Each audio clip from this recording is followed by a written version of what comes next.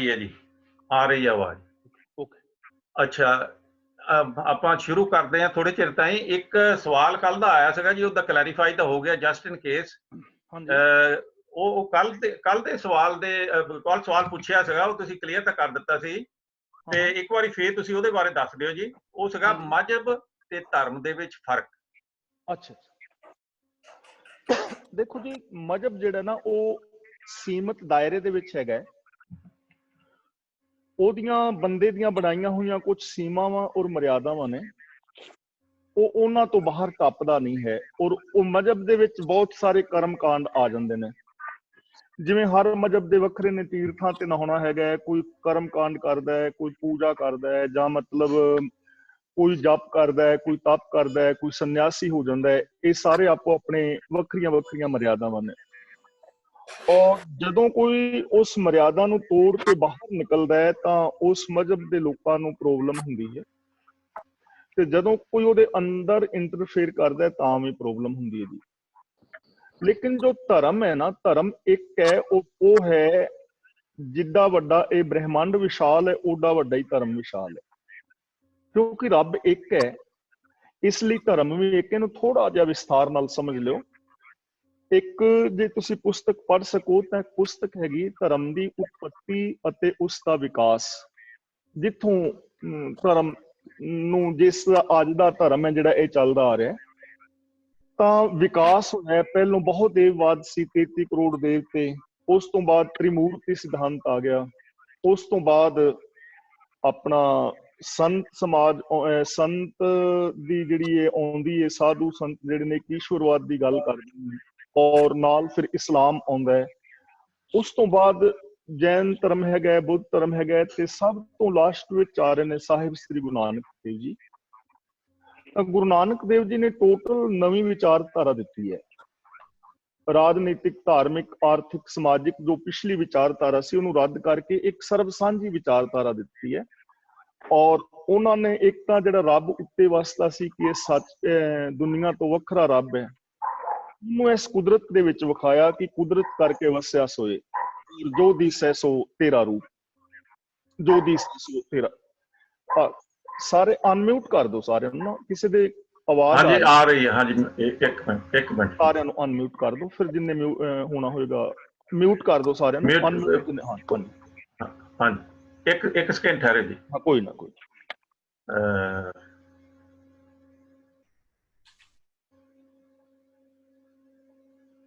ਹੁਣ ਸਾਰੇ ਮਿਊਟ ਹੈ ਜੀ, ਤੁਸੀਂ ਕਰੋ।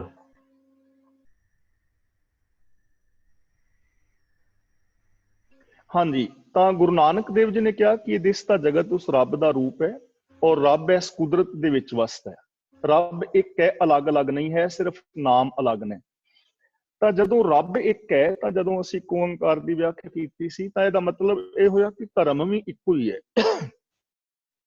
ਰੱਬ ਇੱਕ ਹੈ ਤਾਂ ਧਰਮ ਵੀ ਇੱਕ ਹੈ। ਤਾਂ ਗੁਰੂ ਜੀ ਨੇ ਧਰਮ ਦੀ ਡੈਫੀਨੇਸ਼ਨ ਦਿੱਤੀ ਹੈ, ਏਕੋ ਧਰਮ ਦ੍ਰਿੜੈ ਸੱਚ ਕੋਈ। ਇਹ ਪੰਕਤੀ ਨੋਟ ਕਰ ਲਓ ਸਾਰੇ ਵੀਰ ਭੈਣਾਂ, ਏਕੋ ਧਰਮ ਦ੍ਰਿੜੈ ਸੱਚ ਕੋਈ।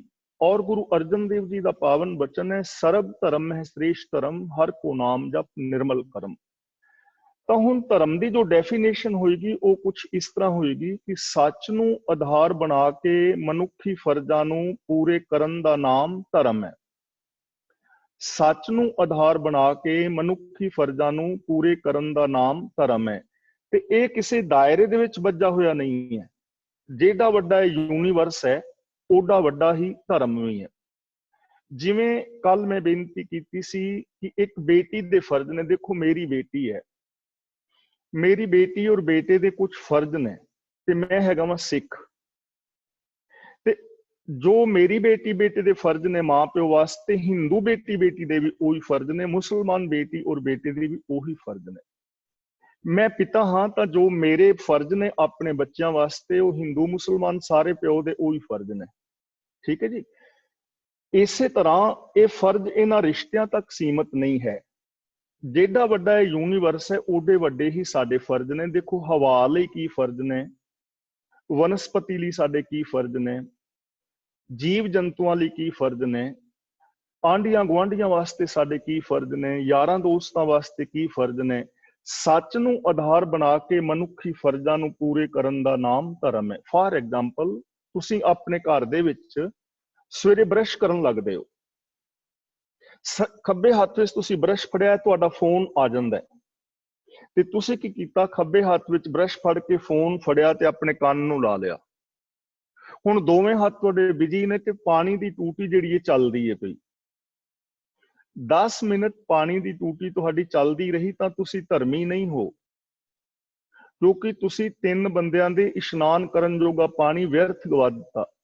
ਇਸ ਦੁਨੀਆ ਵਿੱਚ 75% ਪਾਣੀ ਹੈ, ਪੀਣ ਵਾਲਾ ਪਾਣੀ ਸਿਰਫ 2% ਹੈ, ਉਹਨੂੰ ਭਾਵੇਂ ਪੀ ਲਓ ਤੇ ਭਾਵੇਂ ਅਗਲੀਆਂ ਪੀੜ੍ਹੀਆਂ ਲਈ ਸਾਂਭ ਲਓ।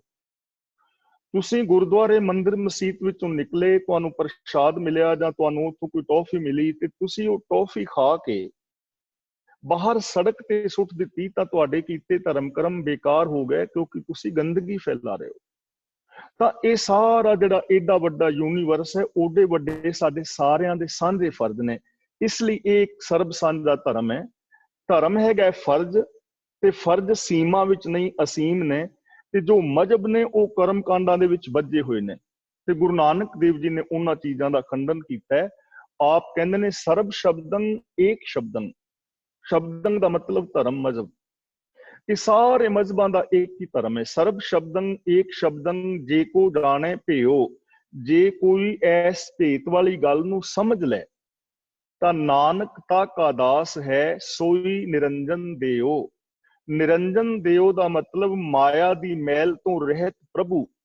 ਜਿਹੜਾ ਇਸ ਭੇਦ ਨੂੰ ਸਮਝ ਲਵੇ ਕਿ ਸਾਰਿਆਂ ਦਾ ਇੱਕੋ ਇੱਕ ਸਾਂਝਾ ਧਰਮ ਹੈ, ਉਹ ਉਸ ਰੱਬ ਦਾ ਰੂਪ ਹੈ, ਤੇ ਗੁਰੂ ਜੀ ਕਹਿੰਦੇ ਨੇ ਮੈਂ ਉਹਦਾ ਦਾਸ ਹੋਣ ਲਈ ਤਿਆਰ ਹਾਂ। ਤਾਂ ਇਸ ਤਰ੍ਹਾਂ ਧਰਮ ਮਜ਼ਹਬ ਵਿੱਚ ਇਹ ਫਰਕ ਹੁੰਦਾ ਹੈ ਕਿ ਧਰਮ ਜਿਹੜਾ ਹੈ ਕੁਛ ਕਰਮ ਕਾਂਡਾਂ ਮਰਿਆਦਾਵਾਂ ਦੇ ਵਿੱਚ ਬੱਝਾ ਹੁੰਦਾ ਹੈ ਮਜ਼ਹਬ, ਤੇ ਧਰਮ ਜਿਹੜਾ ਹੈ ਉਹ ਵਿਸ਼ਾਲ ਹੈ, ਉਹ ਸਾਰੀ ਮਨੁੱਖਤਾ ਦਾ ਇੱਕੋ ਹੀ ਹੈ। ਸਚਿਆਰ ਹੋਣਾ, ਕਿਉਂ ਸਚਿਆਰਾ ਹੋਈ ਹੈ, ਮਨ ਬਚਨ ਕਰਮ ਕਰਕੇ ਸੱਚੇ ਹੋਣਾ, ਔਰ ਸੱਚ ਨੂੰ ਆਧਾਰ ਬਣਾ ਕੇ ਆਪਣੇ ਫਰਜ਼ਾਂ ਨੂੰ ਇਮਾਨਦਾਰੀ ਨਾਲ ਪੂਰੀਆਂ ਕਰਨਾ ਹੀ ਸਰਬ ਸਾਂਝਾ ਧਰਮ ਹੈ। ਹੁਣ ਜੇ ਕੋਈ ਤੁਹਾਡਾ ਇਹਦੇ ਬਾਰੇ ਸਵਾਲ ਹੈ, ਕੋਈ ਸ਼ੰਕਾ, ਤਾਂ ਆਪ ਸਵਾਲ ਕਰ ਸਕਦੇ ਹੋ, ਕੋਈ ਵੀ ਹੈ। ਅਸੀਂ ਜਿਹੜੇ ਸਵਾਲ ਜਵਾਬ ਹੈ ਜੀ, ਅਸੀਂ ਵਿਵਾਦ ਦੇ ਵਿੱਚ ਆ ਜਾਵਾਂਗੇ। ਮੇਰਾ ਹੁਣ ਏਦਾਂ ਵਿਚਾਰ ਹੈ ਜੀ ਵੀ ਤੁਸੀਂ ਜਿਹੜੀ ਕਥਾ ਆ ਉਹ ਸ਼ੁਰੂ ਕਰ ਦਿਓ। ਹੁਣ ਇਹ ਜਿਹੜਾ ਆਪਣਾ ਧਰਮ ਵਾਲਾ ਸੀ, ਇਹ ਸਪਸ਼ਟ ਹੋ ਗਿਆ ਜੀ? ਇਹ ਸਪਸ਼ਟ ਹੋ ਗਿਆ। ਅਗਰ ਕੋਈ ਇਹਦੇ ਵਿੱਚ ਹੋਈ ਤਾਂ ਅਸੀਂ ਬਾਅਦ ਦੇ ਵਿੱਚ ਵੀ ਪੁੱਛ ਲਵਾਂਗੇ ਉਹਨਾਂ ਨੂੰ। ਤੇ ਹੁਣ ਆਪਾਂ ਜਿਹੜਾ ਕਥਾ ਦਾ ਜਿਹੜਾ ਹੈਗਾ ਨਾ ਪ੍ਰੋਗਰਾਮ, ਉਹਨੂੰ ਸ਼ੁਰੂ ਕਰਦੇ ਹਾਂ ਜਦੋਂ ਵੀ ਤੁਸੀਂ ਰੈਡੀ ਹੋਵੋਗੇ ਜੀ। ਓਕੇ ਜੀ, ਉਹ ਸ਼ੁਰੂ ਕਰ ਦਿਓ। ਥੈਂਕ ਯੂ ਜੀ। ਸਾਰੇ ਮਿਊਟ ਹੈ। ਓਕੇ।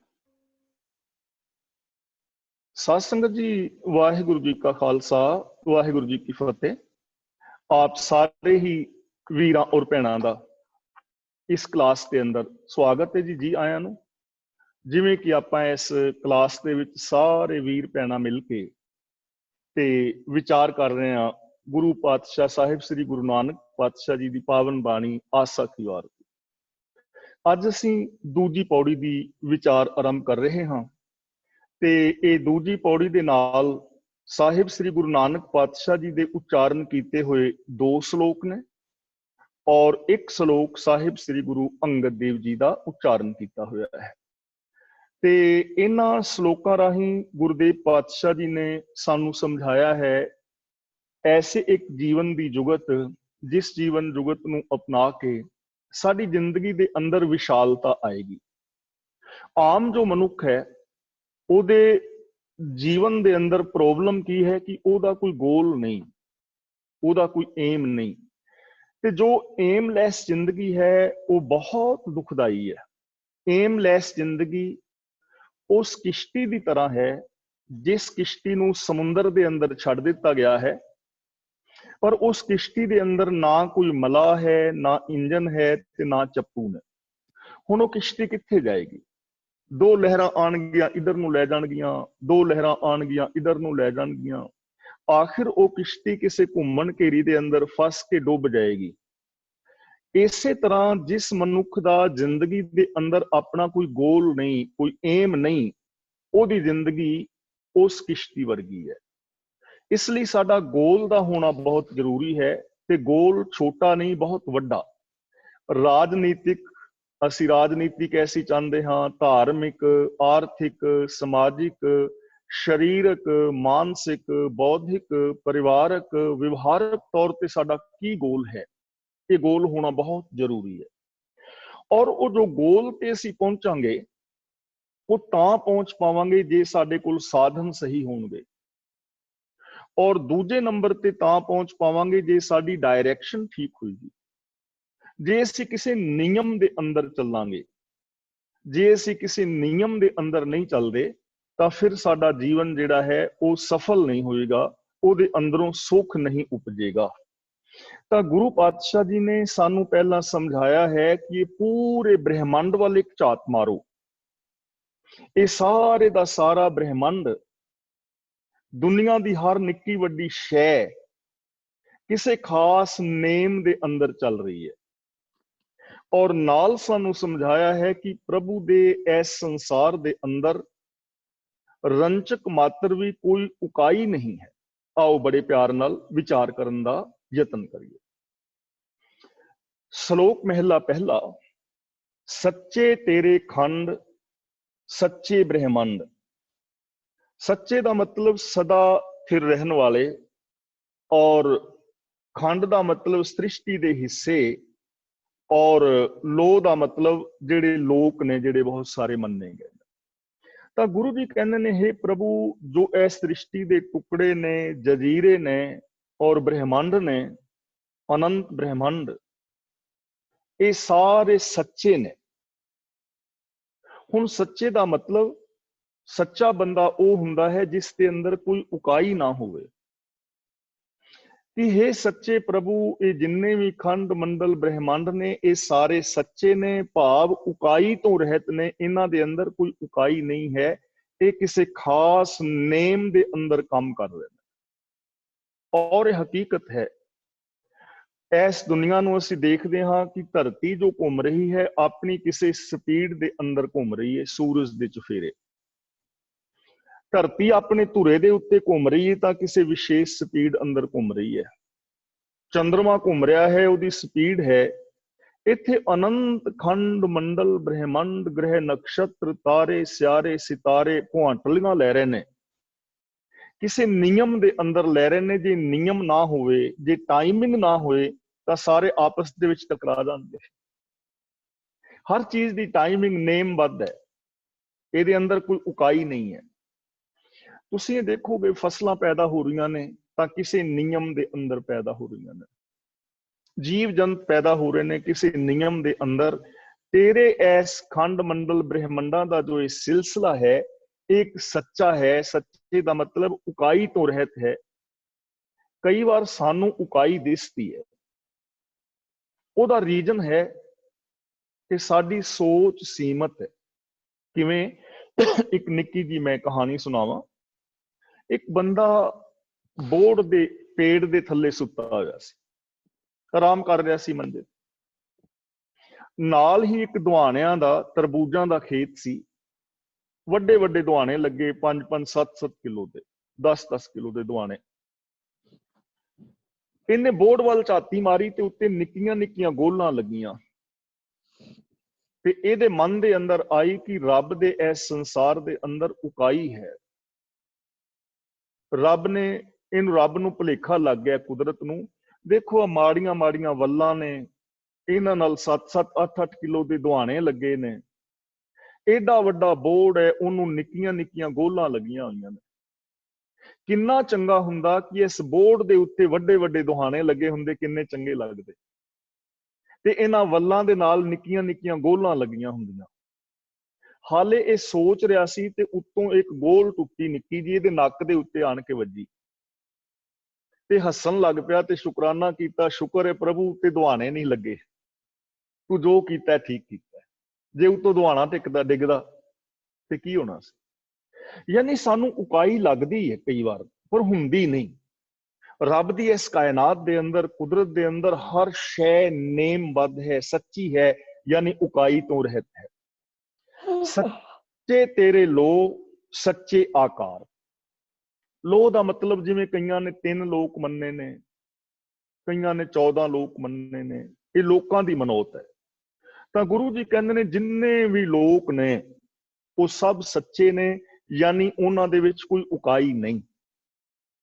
ਤੇ ਜਿੰਨੇ ਵੀ ਆਕਾਰ ਪੈਦਾ ਹੋ ਰਹੇ ਨੇ, ਚਾਹੇ ਉਹ ਧਰਤੀ ਦਾ ਆਕਾਰ ਹੈ, ਜਾਂ ਜੀਵ ਜੰਤਾਂ ਦਾ ਆਕਾਰ ਹੈ, ਵਨਸਪਤੀ ਦਾ ਆਕਾਰ ਹੈ, ਪਸ਼ੂ ਪੰਛੀਆਂ ਦਾ ਆਕਾਰ ਹੈ, ਜਾਂ ਸਾਡੇ ਆ ਸਰੀਰ ਦੇ ਆਕਾਰ ਨੇ ਜੋ ਵੀ ਪੈਦਾ ਹੋ ਰਹੇ ਨੇ, ਇਹਨਾਂ ਦੇ ਵਿੱਚ ਕੋਈ ਕਮੀ ਨਹੀਂ, ਇੱਕ ਨੇਮ ਦੇ ਅੰਦਰ ਹੋ ਰਹੇ ਨੇ, ਇਹਨਾਂ ਵਿੱਚ ਕੋਈ ਉਕਾਈ ਨਹੀਂ ਹੈ।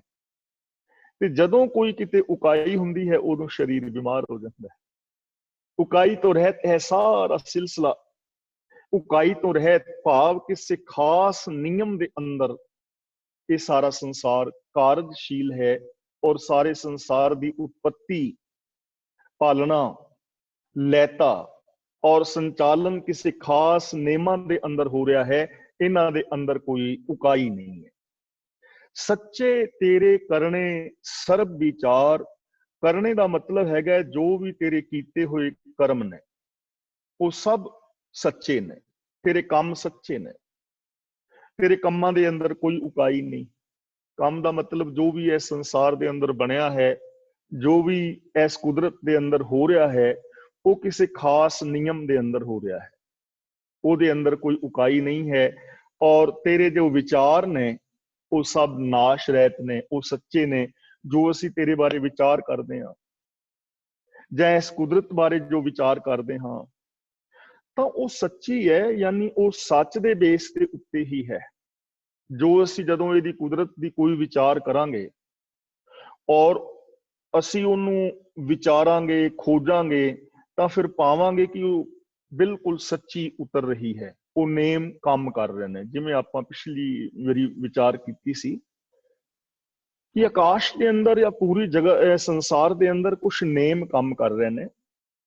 ਸਾਇੰਸਦਾਨਾਂ ਨੇ, ਡਾਕਟਰਾਂ ਨੇ, ਇੰਜੀਨੀਅਰ ਵੀਰਾਂ ਨੇ ਉਹਨਾਂ ਨੇਮਾਂ ਨੂੰ ਸਮਝਿਆ ਹੈ ਔਰ ਉਹਨਾਂ ਨੇਮਾਂ ਨੂੰ ਸਮਝ ਕੇ ਇਸ ਸੰਸਾਰ ਦੇ ਅੰਦਰ ਬਹੁਤ ਕੁਝ ਬਣਾਇਆ ਹੈ। ਜਿਵੇਂ ਅਸੀਂ ਬਿਜਲੀ ਨੂੰ ਲੈ ਲਈਏ ਤਾਂ ਦੇਖੋ, ਜੇ ਅੱਜ ਅਸੀਂ ਬਿਜਲੀ ਨੂੰ ਆਪਣੀ ਜ਼ਿੰਦਗੀ ਚੋਂ ਲਾਂਭੇ ਕਰ ਦਈਏ ਤਾਂ ਸਾਡੇ ਪੱਲੇ ਕੁਝ ਵੀ ਨਹੀਂ ਬਚਣਾ।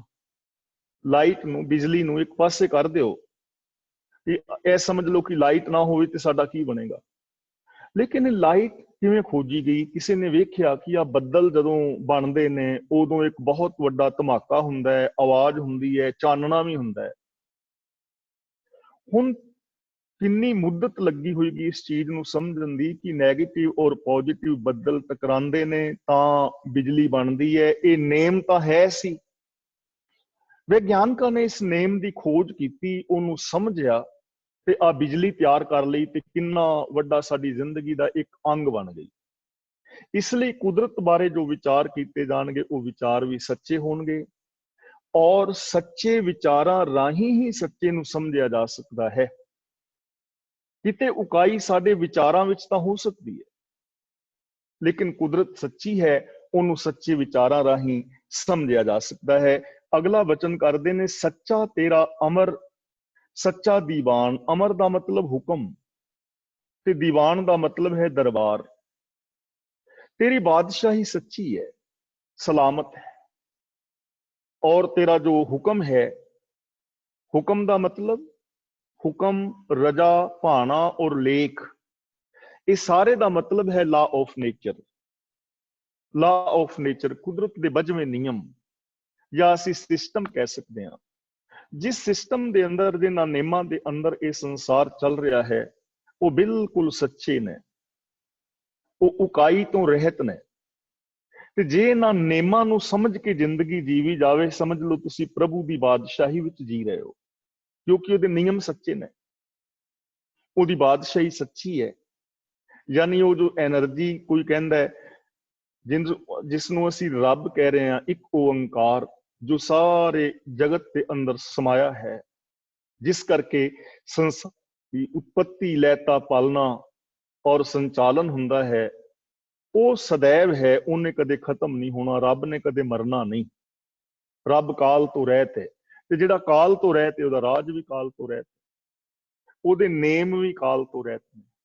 ਰੱਬ ਆਪ ਉਕਾਈ ਤੋਂ ਰਹਿਤ ਹੈ ਤਾਂ ਉਹਦੀ ਇਸ ਕਾਇਨਾਤ ਦੇ ਅੰਦਰ ਜੋ ਨਿਯਮ ਨੇ ਉਹ ਵੀ ਉਕਾਈ ਤੋਂ ਰਹਿਤ ਨੇ। ਜਦੋਂ ਅਸੀਂ ਉਹਨਾਂ ਦੀ ਸੱਚਾਈ ਨੂੰ ਸਮਝਦੇ ਹਾਂ ਤਾਂ ਉਸ ਮੁਤਾਬਕ ਅਸੀਂ ਬਹੁਤ ਕੁਝ ਸਿਰਜਦੇ ਹਾਂ। ਸੱਚਾ ਤੇਰਾ ਹੁਕਮ ਸੱਚਾ ਫੁਰਮਾਨ। हे प्रभु, तेरा जो फुरमान है, जो तेरा हुक्म है, वो भी सच्चा है। ਉਹਦੇ ਅੰਦਰ ਕੋਈ ਉਕਾਈ ਨਹੀਂ ਹੈ। ਤਾਂ ਸਾਨੂੰ ਸੱਚੇ ਹੋਣ ਦੀ ਤਾਕੀਦ ਹੈ। ਅਸੀਂ ਉਸ ਸੱਚੇ ਦੇ ਹੁਕਮ ਦੇ ਅੰਦਰ ਤੁਰਨਾ। ਦੇਖੋ ਸਾਨੂੰ ਇੱਥੋਂ ਕੀ ਸਿੱਖਿਆ ਮਿਲ ਰਹੀ ਹੈ ਕਿ ਅਸੀਂ ਜਿਵੇਂ ਕਿਸੇ ਗਵਰਨਮੈਂਟ ਦਾ ਹੁਕਮ ਹੈ, ਜੋ ਨੇਮ ਬਣਾਏ ਨੇ, ਕਾਨੂੰਨ ਨੇ, ਉਹਨਾਂ ਕਾਨੂੰਨਾਂ ਵਿੱਚ ਤੁਰਨਾ ਪੈਂਦਾ ਨਾ। ਹੁਣ ਆ ਕੋਰੋਨਾ ਵਾਇਰਸ ਸੀ ਤੇ ਪੂਰੀ ਦੁਨੀਆ ਦੀਆਂ ਸਰਕਾਰਾਂ ਨੇ ਲੋਕਡਾਊਨ ਕੀਤਾ, ਇੱਕ ਨੇਮ ਬਣਾਇਆ, ਹੁਕਮ ਕੀਤਾ, ਤਾਂ ਸਰਕਾਰਾਂ ਦੇ ਹੁਕਮ ਨੂੰ ਪ੍ਰਜਾ ਨੂੰ ਮੰਨਣਾ ਪੈਣਾ ਹੈ। ਲੋਕਡਾਊਨ ਦੇ ਵਿੱਚ ਸਾਨੂੰ ਘਰਾਂ ਵਿੱਚ ਬਹਿਣਾ ਪੈਣਾ ਹੈ, ਔਰ ਬਹਿਣ ਦਾ ਸਾਨੂੰ ਫਾਇਦਾ ਹੈ ਕਿਉਂਕਿ ਇਹਦੇ ਵਿੱਚ ਸਾਡੀ ਭਲਾਈ ਹੈ, ਇਹਦੇ ਵਿੱਚ ਸਾਡੀ ਭਲਾਈ ਹੈ। ਜੇ ਹੁਣ ਟ੍ਰੈਫਿਕ ਦੇ ਨਿਯਮ ਬਣਾਏ ਨੇ ਕਿ ਖੱਬੇ ਪਾਸੇ ਚੱਲੋ, ਹਰੀ ਬੱਤੀ ਤੇ ਤੁਰੋ, ਲਾਲ ਤੇ ਰੁਕੋ, ਟ੍ਰੈਫਿਕ ਨਿਯਮਾਂ ਦਾ ਪਾਲਨ ਕਰਨਾ ਸਾਡੇ ਭਲੇ ਵਿੱਚ ਹੈ। ਜੇ ਅਸੀਂ ਪਾਲਨ ਨਹੀਂ ਕਰਾਂਗੇ ਤਾਂ ਐਕਸੀਡੈਂਟ ਹੋਏਗਾ। ਜੇ ਅਸੀਂ ਹੁਣ ਲੋਕਡਾਊਨ ਦਾ ਪਾਲਨ ਨਾ ਕਰਦੇ ਤਾਂ ਕਰੋਨਾ ਨੇ ਹੋਰ ਕਿੰਨੀ ਮਹਾਮਾਰੀ ਹੋਰ ਫੈਲਦੀ, ਕਿਤਨੀਆਂ ਮੌਤਾਂ ਹੁਣ ਹੋਈਆਂ।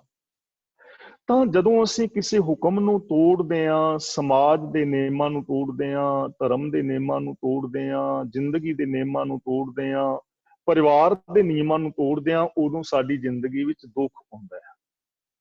ਤਾਂ ਇਸੇ ਤਰ੍ਹਾਂ ਗੁਰੂ ਜੀ ਕਹਿੰਦੇ ਨੇ, ਹੇ ਪ੍ਰਭੂ ਤੇਰੇ ਜੋ ਨੇਮ ਨੇ ਸੰਸਾਰ ਦੇ ਉਹ ਸੱਚੇ ਨੇ, ਤੇਰਾ ਹੁਕਮ, ਤੇਰਾ ਫੁਰਮਾਨ ਸੱਚਾ ਹੈ, ਉਹਦੇ ਵਿੱਚ ਕੋਈ ਉਕਾਈ ਨਹੀਂ ਹੈ।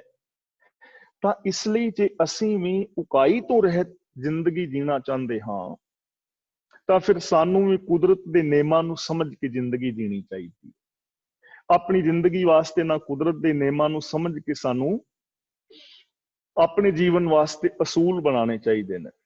ਜਿਵੇਂ ਦੁਨੀਆ ਦੀ ਹਰ ਸ਼ੈ ਨਿਯਮਬੱਧ ਹੈ, ਸਮੇਂ ਦੀ ਪਾਬੰਦ ਹੈ, ਤਾਂ ਸਾਨੂੰ ਵੀ ਸਮੇਂ ਦੇ ਪਾਬੰਦ ਹੋਣਾ ਚਾਹੀਦਾ ਹੈ।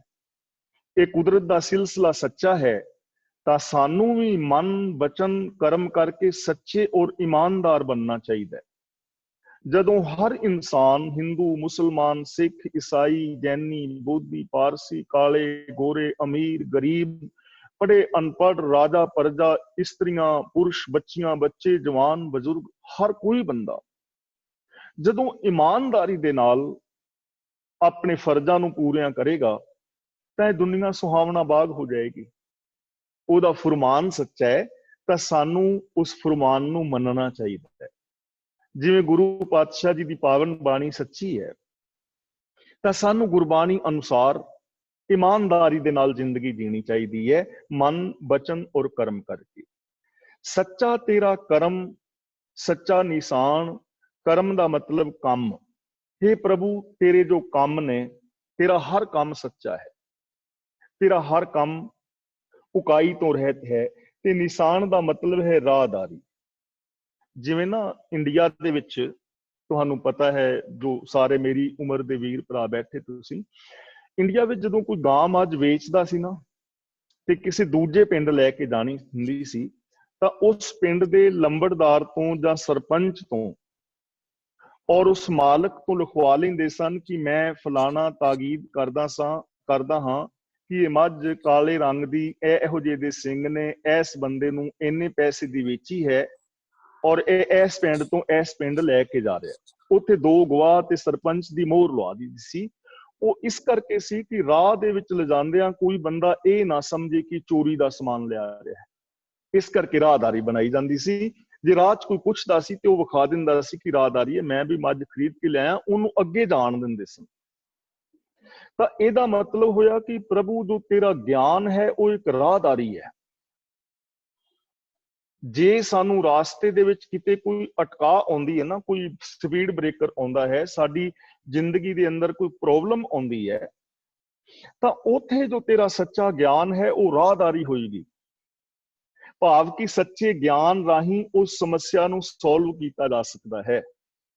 ਜਿੱਥੇ ਤੇਰੇ ਗੁਣ ਹੋਣਗੇ ਉੱਥੇ ਬੰਦੇ ਨੂੰ ਆਦਰ, ਮਾਨ, ਸਤਿਕਾਰ ਮਿਲੇਗਾ। ਇਹ ਰਾਹਦਾਰੀ ਹੈ। ਜਿਵੇਂ ਜਿਹ ਮਾਰਗ ਤੇਰਾ ਕੋ ਨਾ ਸਿਆਣੂ, ਜਿਸ ਜੀਵਨ ਸਫਰ ਦੇ ਅੰਦਰ ਤੇਰਾ ਕੋਈ ਪਛਾਣ ਕਰਨ ਵਾਲਾ ਨਹੀਂ, ਉੱਥੇ ਪ੍ਰਭੂ ਦਾ ਨਾਮ, ਪ੍ਰਭੂ ਦੇ ਗੁਣ ਤੇਰੀ ਪਛਾਣ ਬਣਨਗੇ। ਦੇਖੋ ਅਸੀਂ ਸਾਰੇ ਵੀਰ ਭੈਣਾਂ ਕਲਾਸ ਵਿੱਚ ਬੈਠੇ, ਕੋਈ ਇੰਡੀਆ ਤੋਂ, ਕੋਈ ਇੰਗਲੈਂਡ ਤੋਂ, ਕੋਈ ਕੈਨੇਡਾ ਤੋਂ, ਕਿੱਥੋਂ ਕਿੱਥੋਂ ਜੁੜੇ, ਸਾਰੇ ਅਲੱਗ-ਅਲੱਗ। ਹੁਣ ਸਾਡੀ ਆਪਸੀ ਕੋਈ ਰਿਸ਼ਤੇਦਾਰੀ ਤਾਂ ਹੈ ਨਹੀਂ, ਨਾ ਅਸੀਂ ਜੌਬ ਇਕੱਠੀ ਕਰਦੇ ਹਾਂ, ਲੇਕਿਨ ਸਾਡੀ ਭੈਣਾਂ ਭਰਾਵਾਂ ਵਰਗੀ ਪਛਾਣ ਬਣ ਗਈ ਨਾ। ਅਸੀਂ ਇੱਕ ਦੂਜੇ ਤੇ ਵਿਸ਼ਵਾਸ ਕਰ ਸਕਦੇ ਹਾਂ, ਇੱਕ ਦੂਜੇ ਨੂੰ ਭੈਣ ਭਰਾਵਾਂ ਦੀ ਤਰ੍ਹਾਂ ਮਿਲਾਂ ਵਰਤਾਂਗੇ। ਕਿਉਂ? ਕਿਉਂਕਿ ਸਾਡੀ ਪਹਿਚਾਨ ਗੁਰਬਾਣੀ ਕਰਕੇ ਬਣੀ। ਗੁਰਬਾਣੀ ਨੂੰ ਅਸੀਂ ਸਾਰੇ ਸਮਝਣਾ ਚਾਹੁੰਦੇ ਹਾਂ, ਗੁਰਬਾਣੀ ਅਨੁਸਾਰ ਜ਼ਿੰਦਗੀ ਜੀਣਾ ਚਾਹੁੰਦੇ ਹਾਂ। ਪਹਿਚਾਨ ਬਣ ਗਈ ਨਾ। ਕਿਸੇ ਦੀ ਪਹਿਚਾਨ ਚੋਰ ਕਰਕੇ ਹੈ, ਕਿਸੇ ਦੀ ਪਹਿਚਾਨ ਠੱਗੀ ਕਰਕੇ ਹੈ, ਪਰ ਜਿੱਥੇ ਰੱਬ ਦੀ ਰਾਹਦਾਰੀ ਹੋਏਗੀ ਉੱਥੇ ਪਛਾਣ ਗੁਣਾ ਕਰਕੇ ਹੋਏਗੀ। ਤਾਂ ਹੇ ਪ੍ਰਭੂ, ਜੋ ਤੇਰੇ ਇਹ ਗੁਣ ਨੇ, ਜੋ ਤੇਰਾ ਸੱਚਾ ਗਿਆਨ ਹੈ, ਇਹ ਜੀਵਨ ਸਫਰ ਦੀ ਰਾਹਦਾਰੀ ਹੈ। ਇੱਥੇ ਕੋਈ ਦੁੱਖ, ਕੋਈ ਵਿਕਾਰ ਉਸ ਬੰਦੇ ਦੇ ਉੱਤੇ ਪ੍ਰਭਾਵ ਨਹੀਂ ਪਾ ਸਕਦਾ ਜਿਹਦੇ ਅੰਦਰ ਤੇਰੇ ਗੁਣ ਵਸੇ ਨੇ। ਸੱਚੇ ਤੁਧ ਆਖੇ ਲੱਖ ਕਰੋੜ। ਹੇ ਸੱਚੇ ਪ੍ਰਭੂ, ਲੱਖਾਂ ਕਰੋੜਾਂ ਲੋਕ ਤੈਨੂੰ ਆਖ ਰਹੇ ਨੇ, ਯਾਨੀ ਤੇਰੀ ਵਿਚਾਰ ਕਰ ਰਹੇ ਨੇ, ਇਸ ਕੁਦਰਤ ਦੇ ਅੰਦਰ ਜੀ ਰਹੇ ਨੇ, ਇਸ ਕੁਦਰਤ ਦੀ ਵਿਚਾਰ ਕਰ ਰਹੇ ਨੇ। ਲੱਖਾਂ ਕਰੋੜਾਂ ਲੋਕ ਨੇ ਜੋ ਤੇਰੇ ਬਾਰੇ ਵਿਚਾਰਾਂ ਕਰਦੇ, ਔਰ ਅਨੰਤ ਲੋਕ ਨੇ। ਹਕੀਕਤ ਹੈ ਕੁਛ ਲੋਕ ਨੇ ਜੋ ਰੱਬ ਦੀ ਹੋਂਦ ਨੂੰ ਨਹੀਂ ਮੰਨਦੇ, ਨਾਸਤਕ ਵੀਰ ਭਰਾ ਨੇ, ਉਹ ਵੀ ਕੁਦਰਤ ਬਾਰੇ ਸੋਚਦੇ ਵਿਚਾਰ ਕਰਦੇ ਨੇ। ਔਰ ਜਿਹੜੇ ਰੱਬ ਵਿੱਚ ਵਿਸ਼ਵਾਸ ਰੱਖਣ ਵਾਲੇ ਨੇ ਉਹ ਵੀ ਨੇ, ਲੱਖਾਂ ਕਰੋੜਾਂ ਨੇ ਜੋ ਤੇਰੀ ਕੁਦਰਤ ਬਾਰੇ, ਤੇਰੇ ਬਾਰੇ ਵਿਚਾਰ ਕਰ ਰਹੇ ਨੇ। ਅਗਲਾ ਬਚਨ ਕਰਦੇ ਨੇ, ਸੱਚੀ ਤੇਰੀ ਸਿਫਤ ਸੱਚੀ ਸਲਾਹ। हे ਪ੍ਰਭੂ, ਤੇਰੀ ਸਿਫਤ ਸਲਾਹ ਸੱਚੀ ਹੈ, ਸਦਾ ਥਿਰ ਰਹਿਣ ਵਾਲੀ ਹੈ। ਔਰ ਜਿਸ ਤੇ ਹਿਰਦੇ ਵਿੱਚ ਤੇਰੀ ਸੱਚੀ ਸਿਫਤ ਸਲਾਹ ਵਸ ਜਾਏਗੀ, ਉਹ ਇਨਸਾਨ ਵੀ ਸੱਚਾ ਹੋ ਜਾਏਗਾ। ਕਿਉਂਕਿ ਜੋ ਇਨਸਾਨ ਪੋजिटिव ਸੋਚੇਗਾ ਉਹਦੇ ਅੰਦਰ ਪੋजिटिविटी ਆ ਜਾਏਗੀ। ਜੋ ਇਨਸਾਨ ਨੈਗੇਟਿਵ ਵਿਚਾਰ ਕਰੇਗਾ ਉਹਦੇ ਅੰਦਰ ਨੈਗੇਟਿविटी ਆ ਜਾਏਗੀ। ਇਹ ਸੁਭਾਵਿਕ ਹੈ। ਤਾਂ ਰੱਬ ਦੀ ਜੋ ਸਿਫਤ ਸਲਾਹ ਹੈ ਉਹ ਉਕਾਈ ਤੋਂ ਰਹਿਤ ਹੈ, ਸੱਚੀ ਹੈ। ਕਿਵੇਂ? ਜੇ ਬੰਦਾ ਮਨ ਬਚਨ ਕਰਮ ਕਰਕੇ ਸੱਚ ਬੋਲਦਾ ਹੈ ਤਾਂ ਉਹ ਬੰਦਾ ਸੱਚਾ ਹੋ ਜਾਏਗਾ। ਜੇ ਬੰਦਾ ਚੜ੍ਹਦੀ ਕਲਾ ਵਿੱਚ ਹੈ, ਜੇ ਦਇਆ ਦੀ ਗੱਲ ਕਰਦਾ ਹੈ, ਨਿਰਭੈਤਾ ਦੀ ਗੱਲ ਕਰਦਾ ਹੈ, ਨਿਰਵੈਰਤਾ ਵਾਲੀ ਜ਼ਿੰਦਗੀ ਜੀਂਦਾ ਹੈ, ਤਾਂ ਹਕੀਕਤ ਹੈ ਇਹਨਾਂ ਸ਼ਬਦਾਂ ਦੀ ਵਿਚਾਰ ਸਾਡੀ ਜ਼ਿੰਦਗੀ ਨੂੰ ਸੱਚਾ ਸੁੱਚਾ ਬਣਾ ਸਕਦੀ ਹੈ। ਬਾਕੀ ਕਰਮ ਕਾਂਡ ਝੂਠੇ ਨੇ। ਵਰਤ ਨਰਾਤੇ ਸਰਾਧਾਂ ਦੀ ਕੋਈ ਵੈਲਿਊ ਨਹੀਂ ਹੈ। ਵਿਖਾਵੇ ਦੀ ਪਾਠ ਪੂਜਾ ਦੀ ਕੋਈ ਵੈਲਿਊ ਨਹੀਂ ਹੈ। ਧੂਫ ਬੱਤੀਆਂ ਤਖਾਣ ਦੀ ਕੋਈ ਵੈਲਿਊ ਨਹੀਂ। ਤੀਰਥਾਂ ਤੇ ਨਹਾਣ ਦੇ ਨਾਲ ਕੁਝ ਵੀ ਮਿਲਣ ਵਾਲਾ ਨਹੀਂ। ਸਿਫਤ ਸਲਾਹ ਸੱਚੀ ਹੈ। ਰੱਬ ਦੇ ਗੁਣਾਂ ਦੇ ਧਾਰਨੀ ਹੋਣਾ ਸੱਚ ਹੈ। ਇੱਕ ਅਟਲ ਸੱਚਾਈ ਹੈ ਕਿ ਜੋ ਤੇਰੀ ਸਿਫਤ ਸਲਾਹ ਦੇ ਨਾਲ ਜੁੜੇਗਾ ਉਹ ਬੰਦਾ ਵੀ ਸੱਚਾ ਹੋ ਜਾਏਗਾ।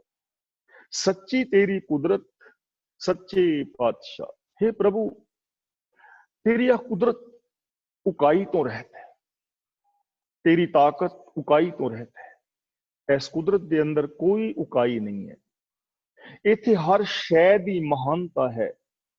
ਹਾਂ, ਉਹ ਸਾਡੀ ਪ੍ਰੋਬਲਮ ਹੈ ਕਿ ਸਾਨੂੰ ਉਹਦੀ ਸਮਗਰ ਮਹਾਨਤਾ ਦਾ ਨਾਮ ਪਤਾ ਹੋਵੇ। ਫਾਰ ਐਗਜ਼ਾਮਪਲ, ਅਸੀਂ ਕਿਸੇ ਸਰੋਵਰ ਦੇ ਅੰਦਰ ਇੱਕ ਨਿੱਕਾ ਜਿਹਾ ਕਿਣਕਾ ਸੁੱਟਦੇ ਹਾਂ, ਨਿੱਕਾ ਜਿਹਾ ਰੇਤ ਦਾ ਕਿਣਕਾ ਜੇ ਸੁੱਟੀਏ ਤਾਂ ਕਿ ਉਹ ਸਰੋਵਰ ਨੂੰ ਕੋਈ ਫਰਕ ਪਏਗਾ? ਤਾਂ ਅਸੀਂ ਕਵਾਂਗੇ ਨਹੀਂ ਪਵੇਗਾ, ਲੇਕਿਨ ਪਵੇਗਾ।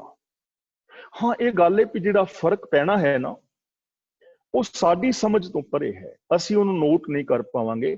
ਜਿੰਨਾ ਰੇਤ ਦਾ ਕਿਣਕਾ ਅਸੀਂ ਸੁੱਟਣਾ ਹੈ ਨਾ ਸਰੋਵਰ ਵਿੱਚ, ਉਨੀ ਜਗ੍ਹਾ ਉਹਨੇ ਮੱਲਣੀ ਹੈ, ਉਹਨੇ ਪਾਣੀ ਨੂੰ ਆਸੇ ਪਾਸੇ ਕਰਨਾ ਹੈ।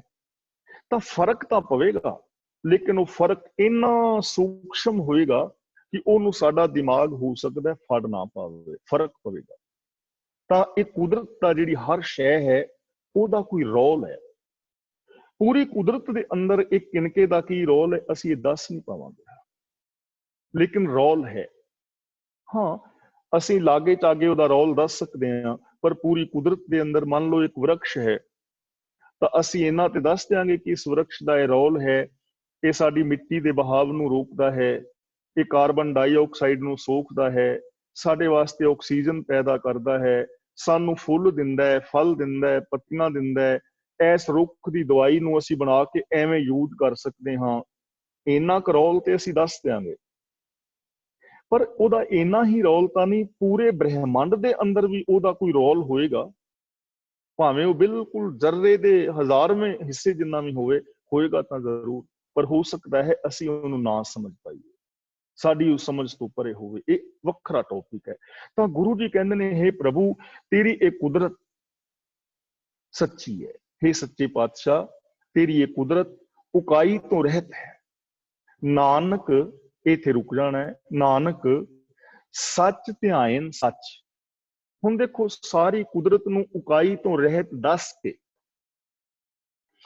ਸਾਨੂੰ ਜੀਵਨ ਵਾਸਤੇ ਜੁਗਤ ਦੇ ਰਹੇ ਨੇ ਕਿ ਹੇ ਨਾਨਕ, ਆਖ ਕੇ ਜੋ ਸੱਚ ਨੂੰ ਧਿਆਉਂਦੇ ਨੇ, ਨਾਨਕ ਸੱਚ ਧਿਆਇਨ, ਜੋ ਸੱਚ ਨੂੰ ਯਾਦ ਕਰਦੇ ਨੇ, ਜੋ ਸੱਚ ਦੇ ਅੰਦਰ ਆਪਣੀ ਸੁਰਤ ਜੋੜਦੇ ਨੇ, ਜੋ ਸੱਚ ਦੇ ਨਾਲ ਸੁਰਤ ਜੋੜਦੇ ਨੇ, ਉਹ ਸੱਚ ਰੂਪ ਹੋ ਜਾਂਦੇ ਨੇ। ਨਾਨਕ ਸੱਚ ਧਿਆਇਨ ਸੱਚ, ਉਹ ਸੱਚ ਦਾ ਰੂਪ ਹੋ ਜਾਂਦੇ ਨੇ, ਉਹ ਰੱਬ ਦਾ ਰੂਪ ਹੋ ਜਾਂਦੇ ਨੇ।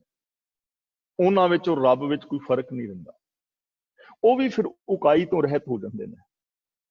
ਉਹਨਾਂ ਦੀ ਜ਼ਿੰਦਗੀ ਵਿੱਚ ਮਨ, ਬਚਨ ਔਰ ਕਰਮ ਕਰਕੇ ਸੱਚਾਈ ਆ ਜਾਂਦੀ ਹੈ। ਤਾਂ ਇਸ ਕੁਦਰਤ ਨੂੰ ਵੇਖ ਕੇ ਅਸੀਂ ਆਪਣੀ ਜ਼ਿੰਦਗੀ ਜੀਣੀ ਹੈ। ਦੇਖੋ, ਇਸ ਕੁਦਰਤ ਦੇ ਅੰਦਰ ਜਰਰਾ ਜਰਰਾ ਹਵਾ, ਪੌਣ, ਪਾਣੀ, ਬੈਸੰਤਰ ਜਾਂ ਖੰਡ ਮੰਡਲ, ਬ੍ਰਹਿਮੰਡ, ਗ੍ਰਹਿ, ਨਕਸ਼ਤਰ, ਤਾਰੇ ਆਦਿਕ ਆਕਾਸ਼ ਗੰਗਾਵਾਂ ਸਭ ਕਿਸੇ ਨੇਮ ਦੇ ਅੰਦਰ ਘੁੰਮ ਰਹੀਆਂ ਨੇ, ਕਿਸੇ ਟਾਈਮਿੰਗ ਦੇ ਅੰਦਰ ਘੁੰਮ ਰਹੀਆਂ ਨੇ।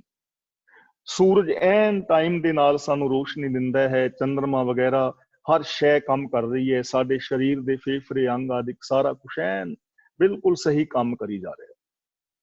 ਜੇ ਕਿਤੇ ਗੜਬੜ ਕਰ ਰਿਹਾ ਹੈ ਫਰਜ਼ਾਂ ਵਿੱਚ, ਤਾਂ ਬੰਦਾ ਕਰ ਰਿਹਾ ਹੈ।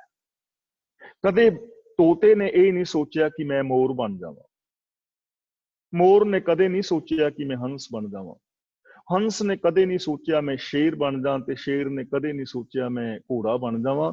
ਜਿਵੇਂ ਦੇ ਉਹ ਹੈ ਨੇ, ਉਹ ਜ਼ਿੰਦਗੀ ਜੀ ਰਹੇ ਨੇ, ਉਹ ਆਪਣਾ ਕੰਮ ਕਰ ਰਹੇ ਨੇ। ਕਦੇ ਕੋਈ ਐਸੀ ਯੂਨੀਵਰਸਿਟੀ, ਕੋਈ ਕਾਲਜ, ਕੋਈ ਸਕੂਲ ਨਹੀਂ ਜਿੱਥੇ ਗਧਿਆਂ ਨੂੰ ਪੜ੍ਹਾਇਆ ਜਾਂਦਾ ਹੋਏ ਕਿ ਗਧਿਓ, ਤੁਸੀਂ ਗਧੇ ਬਣੋ, ਗਧਿਆਂ ਵਾਲੇ ਕੰਮ ਕਰੋ। ਖੋਤਿਓ, ਕੁੱਤਿਓ, ਤੁਸੀਂ ਕੁੱਤਿਆਂ ਵਾਲੇ ਕੰਮ ਕਰੋ। ਕੋਈ ਸਕੂਲ ਹੈ? ਹਾਂ, ਇਹੋ ਜਿਹੇ ਸਕੂਲ ਬੜੇ ਨੇ ਕਿ ਉਹ ਕੁੱਤਿਆਂ ਵਾਲੇ ਕੰਮ ਨਾ ਕਰਨ, ਉਹ ਸਾਡੇ ਮੁਤਾਬਕ ਸੋਚਣ। ਐਸੇ ਸਕੂਲ ਹੈ ਨੇ, ਉਹਨਾਂ ਨੂੰ ਟ੍ਰੇਨਿੰਗ ਦਿੱਤੀ ਜਾਂਦੀ ਵੀ ਕਿਸੇ ਦੀ ਲੱਤ ਬਾਂਹ ਨਾ ਪਾੜਨ, ਉਹ ਗੱਲ ਵੱਖਰੀ ਹੈ। ਲੇਕਿਨ ਐਸਾ ਕੋਈ ਸਕੂਲ ਨਹੀਂ ਜਿੱਥੇ ਇਹ ਸਿਖਾਇਆ ਜਾਂਦਾ ਹੋਵੇ ਕਿ ਕੁੱਤੇ ਕੁੱਤਿਆਂ ਵਾਲਾ ਕੰਮ ਕਰਨ, ਮੋਰ ਮੋਰਾਂ ਵਾਲਾ ਕਰਨ। ਸਾਰੇ ਕਰ ਰਹੇ ਨੇ। ਕਦੇ ਕਿਸੇ ਨੇ ਕੁੱਤੇ ਨੂੰ ਨਹੀਂ ਕਿਹਾ ਵੀ ਕੁੱਤਿਆ ਤੂੰ ਕੁੱਤਾ ਬਣ ਯਾਰ, ਕੁੱਤਿਆਂ ਵਾਲੇ ਕੰਮ ਕਰ।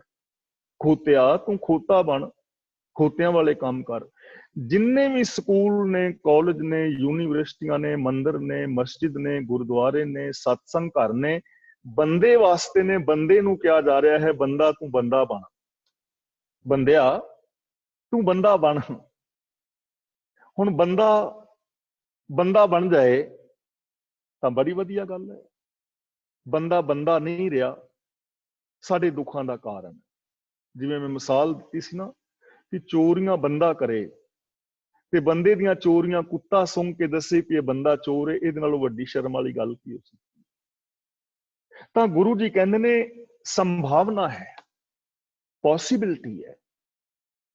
ਹਰ ਇਨਸਾਨ ਦੇ ਅੰਦਰ ਇਨਸਾਨੀਅਤ ਪੈਦਾ ਹੋ ਸਕਦੀ ਹੈ। ਦੁਨੀਆ ਦਾ ਹਰ ਇਨਸਾਨ ਰੱਬ ਵਰਗਾ ਹੋ ਕੇ ਜੀ ਸਕਦਾ ਹੈ। ਤੁਹਾਡਾ ਕੱਲਾ ਕੱਲਾ ਜੀਵਨ, ਤੁਹਾਡਾ ਸੰਸਾਰ, ਤੁਹਾਡਾ ਪਰਿਵਾਰ ਸਵਰਗ ਹੋ ਸਕਦਾ ਹੈ। ਕਿਵੇਂ ਹੋ ਜਾਏਗਾ? ਨਾਨਕ ਸੱਚ ਧਿਆਇਨ ਸੱਚ। ਜੋ ਸੱਚ ਨੂੰ ਆਪਣੇ ਧਿਆਨ ਵਿੱਚ ਵਸਾਉਂਦੇ ਨੇ, ਜੋ ਸੱਚ ਦੇ ਨਾਲ ਆਪਣੀ ਸੁਰਤ ਨੂੰ ਜੋੜਦੇ ਨੇ, ਉਹ ਸੱਚ ਹੋ ਜਾਂਦੇ ਨੇ, ਉਹ ਰੱਬ ਦਾ ਰੂਪ ਹੋ ਜਾਂਦੇ ਨੇ। ਇਹ ਤਾਂ ਉਹਨਾਂ ਦੀ ਗੱਲ। ਤੇ ਜਿਹੜੇ ਸੱਚ ਦੇ ਨਾਲ ਨਹੀਂ ਜੁੜਦੇ, ਜੋ ਮਰ ਜੰਮੇ ਸੋ ਕੱਚ ਨਿਕਚ। ਜੋ ਮਰਦੇ ਔਰ ਜੰਮਦੇ ਨੇ, ਉਹ ਕੱਚ ਨਿਕਚ ਦਾ ਮਤਲਬ ਨਿਰੋਲ ਕੱਚੇ ਨੇ, ਉਹਨਾਂ ਦੀ ਜ਼ਿੰਦਗੀ ਬੇਕਾਰ ਹੈ। ਹੁਣ ਜੰਮਣ ਮਰਨ ਦਾ ਇੱਥੇ ਮਤਲਬ ਕੀ ਹੈ? ਦੇਖੋ, ਬੰਦਾ ਸਵੇਰ ਤੋਂ ਲੈ ਕੇ ਸ਼ਾਮ ਤੱਕ ਇਹਦੇ ਅੰਦਰ ਕਿੰਨਾ ਕੁਛ ਜੰਮਦਾ ਤੇ ਕਿੰਨਾ ਕੁਛ ਮਰਦਾ ਹੈ। ਮੈਂ ਜਾਂਦਿਆਂ ਜਾਂਦਿਆਂ ਕਿਸੇ ਦਾ ਹੱਕ ਖਾ ਗਿਆ, ਚੋਰੀ ਕਰ ਲਈ, ਕਿਸੇ ਦੀ ਹੱਕ ਖਾ ਲਿਆ, ਤਾਂ ਮੇਰੇ ਅੰਦਰ ਉਦੋਂ ਕੁੱਤਾ ਪੈਦਾ ਹੋ ਗਿਆ। ਲੋਭ ਕੁੱਤਾ ਹੈ ਨਾ, ਲੋਭ ਲਹਿਰ ਸਭ ਸਵਾਨ ਹਲਕ ਹੈ। ਮੇਰੇ ਅੰਦਰ ਕੁੱਤਾ ਪੈਦਾ ਹੋ ਗਿਆ। ਮੇਰਾ ਲੋਭ ਪੂਰਾ ਹੋਇਆ, ਹਾਲੇ ਮੈਂ ਅੱਗੇ ਤੁਰਿਆ ਹੀ ਸਾਂ ਤੇ ਕਿਸੇ ਨੇ ਮੇਰੇ ਤੋਂ ਰਾਹ ਪੁੱਛ ਲਿਆ ਕਿ ਭਾਈ ਸਾਹਿਬ ਇੱਧਰ ਰਾਹ ਜਾਂਦਾ ਹੈ, ਤੇ ਮੈਂ ਨਾਲ ਹੀ ਟੁੱਟ ਕੇ ਪੈ ਗਿਆ, ਮੈਂ ਤੇਰੇ ਪਿਓ ਦਾ ਨੌਕਰ ਲੱਗਾ, ਮੈਂ ਤੇ ਤੈਨੂੰ ਰਾਹ ਦੱਸਣ ਵਾਸਤੇ ਖੜਾ। ਕੁੱਤਾ ਮੇਰੇ ਅੰਦਰੋਂ ਮਰ ਗਿਆ ਤੇ ਸੱਪ ਮੇਰੇ ਅੰਦਰ ਪੈਦਾ ਹੋ ਗਿਆ, ਮੈਂ ਫੂੰ ਫੂੰ ਕਰਕੇ ਪੈ ਗਿਆ ਉਸ ਬੰਦੇ ਨੂੰ। ਅੱਗੇ ਜਾ ਕੇ ਮੈਂ ਕਿਸੇ ਨੂੰ ਨੀਵਾਂ ਦਿਖਾਇਆ, ਆਪ ਹੰਕਾਰ ਕਰਕੇ ਵੱਡਾ ਹੋਇਆ। ਔਰਨ ਆਪਸ ਕੋ ਦੀਰਘ ਕਰ ਜਾਣੇ, ਔਰਨ ਕੋ ਲਗ ਮਾਤ। ਤਾਂ ਮੇਰੇ ਅੰਦਰੋਂ ਸੱਪ ਮਰ ਗਿਆ ਤੇ ਮੇਰੇ ਅੰਦਰ ਹਾਥੀ ਪੈਦਾ ਹੋ ਗਿਆ। ਅੱਗੇ ਜਾਂਦਿਆਂ ਕਿਸੇ ਦੀ ਕਾਰ ਖਲੋਤੀ ਸੀ, ਮੈਂ ਮੁੱਕਾ ਮਾਰ ਕੇ ਉਹ ਕਾਰ ਦਾ ਸ਼ੀਸ਼ਾ ਤੋੜ ਗਿਆ ਤਾਂ ਮੇਰੇ ਅੰਦਰ ਖੋਤਾ ਪੈਦਾ ਹੋ ਗਿਆ। ਸਵੇਰ ਤੋਂ ਲੈ ਕੇ ਸ਼ਾਮ ਤੱਕ ਕਿੰਨੇ ਜਾਨਵਰ ਮੇਰੇ ਅੰਦਰ ਪੈਦਾ ਹੋਏ ਤੇ ਕਿੰਨੇ ਮਰੇ। ਗੁਰੂ ਜੀ ਕਹਿੰਦੇ ਨੇ ਜੋ ਇਹਨਾਂ ਪਸ਼ੂ ਬਿਰਤੀਆਂ ਵਿੱਚ ਪਏ ਹੋਏ ਨੇ ਨਾ, ਮਰ ਜੰਮੇ ਦਾ ਮਤਲਬ ਪਸ਼ੂ ਬਿਰਤੀਆਂ ਵਿੱਚ ਪਏ ਨੇ, ਕੱਚ ਨਿਕੱਚ ਨਿਰੋਲ ਕੱਚੇ ਨੇ, ਉਹਨਾਂ ਦੀ ਜ਼ਿੰਦਗੀ ਬੇਕਾਰ ਹੈ। ਪ੍ਰਭੂ ਦੀ ਇਹ ਸਾਰੀ ਕਾਇਨਾਤ ਊਣਤਾਈ ਤੋਂ ਰਹਿਤ ਹੈ। ਜੋ ਸੱਚ ਦੇ ਨਾਲ ਜੁੜ ਜਾਂਦੇ ਨੇ ਉਹ ਸੱਚੇ ਰੱਬ ਦਾ ਰੂਪ ਹੋ ਜਾਂਦੇ ਨੇ, ਪਰ ਜੋ ਸੱਚ ਦੇ ਨਾਲੋਂ ਟੁੱਟ ਜਾਂਦੇ ਨੇ ਉਹ ਨਿਰੋਲ ਕੱਚੇ ਨੇ, ਉਹਨਾਂ ਦਾ ਜੀਵਨ ਬੇਕਾਰ ਹੈ, ਉਹਨਾਂ ਦਾ ਜੀਵਨ ਦੁਖਦਾਈ ਹੈ, ਉਹ ਦੂਜਿਆਂ ਵਾਸਤੇ ਵੀ ਦੁੱਖ ਪੈਦਾ ਕਰਦੇ ਨੇ। ਹੁਣ ਚੋਣ ਸਾਡੀ ਆਪਣੀ ਹੈ, ਧੱਕਾ ਨਹੀਂ ਨਾ ਕੀਤਾ ਜਾ ਸਕਦਾ। ਹੁਣ ਤੁਸੀਂ ਕੈਸੀ ਜ਼ਿੰਦਗੀ ਜੀਣੀ ਚਾਹੁੰਦੇ ਹੋ ਤੁਹਾਡੇ ਤੇ ਡਿਪੈਂਡ ਕਰੇਗਾ, ਮੇਰੇ ਤੇ ਡਿਪੈਂਡ ਕਰੇਗਾ। ਤੁਸੀਂ ਰੱਬ ਦਾ ਰੂਪ ਹੋ ਕੇ ਜੀਣਾ ਚਾਹੁੰਦੇ ਹੋ ਤਾਂ ਸੱਚ ਦੇ ਨਾਲ ਜੁੜ ਜਾਓ। ਜੇ ਕੱਚ ਨਿਕੱਚ ਹੋ ਕੇ ਜੀਣਾ ਚਾਹੁੰਦੇ ਹੋ, ਸੱਚ ਦੇ ਨਾਲੋਂ ਟੁੱਟ ਜਾਓ। ਔਰ ਇਹਦਾ ਫੈਸਲਾ ਤੁਹਾਡੇ ਜੀਵਨ ਬਾਰੇ ਮੈਂ ਕੁਝ ਨਹੀਂ ਕਹਿ ਸਕਦਾ, ਮੇਰੇ ਬਾਰੇ ਤੁਸੀਂ ਨਹੀਂ ਕਹਿ ਸਕਦੇ, ਕਿਉਂਕਿ ਅਸੀਂ ਇੱਕ ਦੂਜੇ ਨੂੰ ਬਾਹਰੋਂ ਵੇਖਦੇ ਹਾਂ।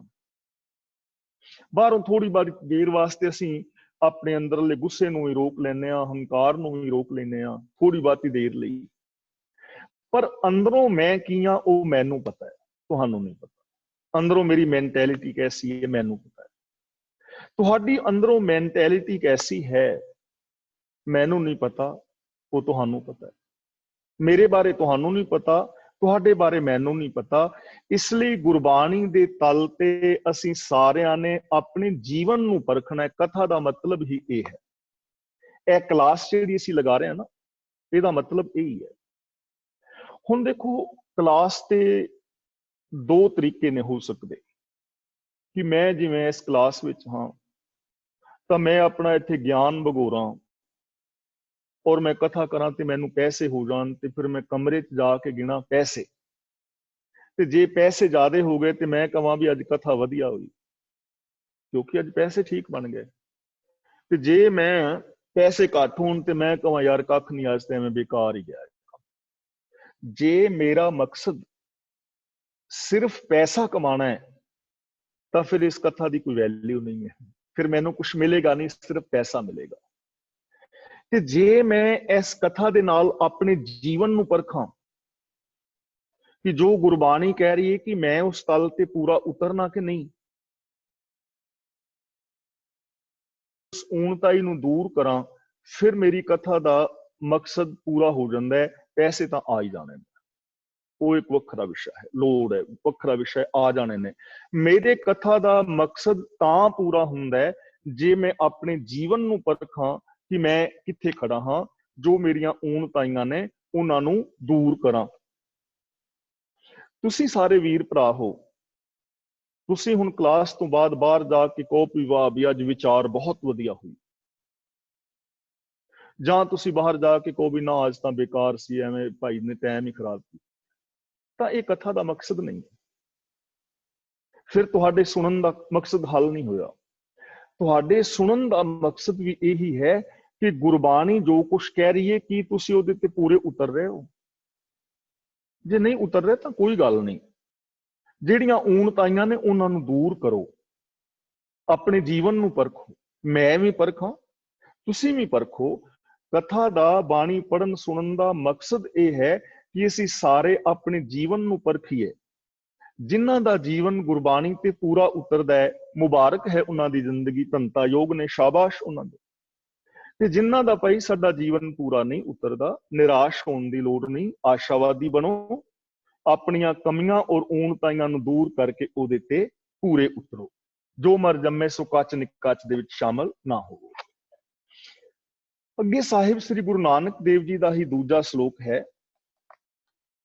कि वड्डी वड्याई जां वड्डा नाम। हे प्रभु, तेरी महान वड्डी एक सिफत है। वो सिफत इस करके है तेरी कि तेरा नामना बड़ा वड्डा है। तेरा नामना, तेरा विस्तार बहुत वड्डा है, अनंत है। ये जस बड़ा महान है, एडा वड्डा जस, एडे वड्डे गुण जिहदा कोई अंत ही नहीं। जे कोई रब दे गुण गा के अंत पाना चाहे तो पा लवेगा, कभी भी नहीं। इस कुदरत विच कितनी ताकत है। देखो, हवा, ऐसे मीटर बंदे ने बना ले ने जिहदे नाल बंदे दी ताकत नाप लवे, किसी मशीन दी ताकत नाप लवे कि इन्ने हॉर्स पावर ताकत। पर पूरी दुनिया के अंदर जो ताकत है, ऐसा मीटर कोई नहीं बन सकिया, ना बनेगा। हवा के अंदर कितनी ताकत है, जदों हनेरी आउंदी पिंडां दे पिंड ढा दिंदी है।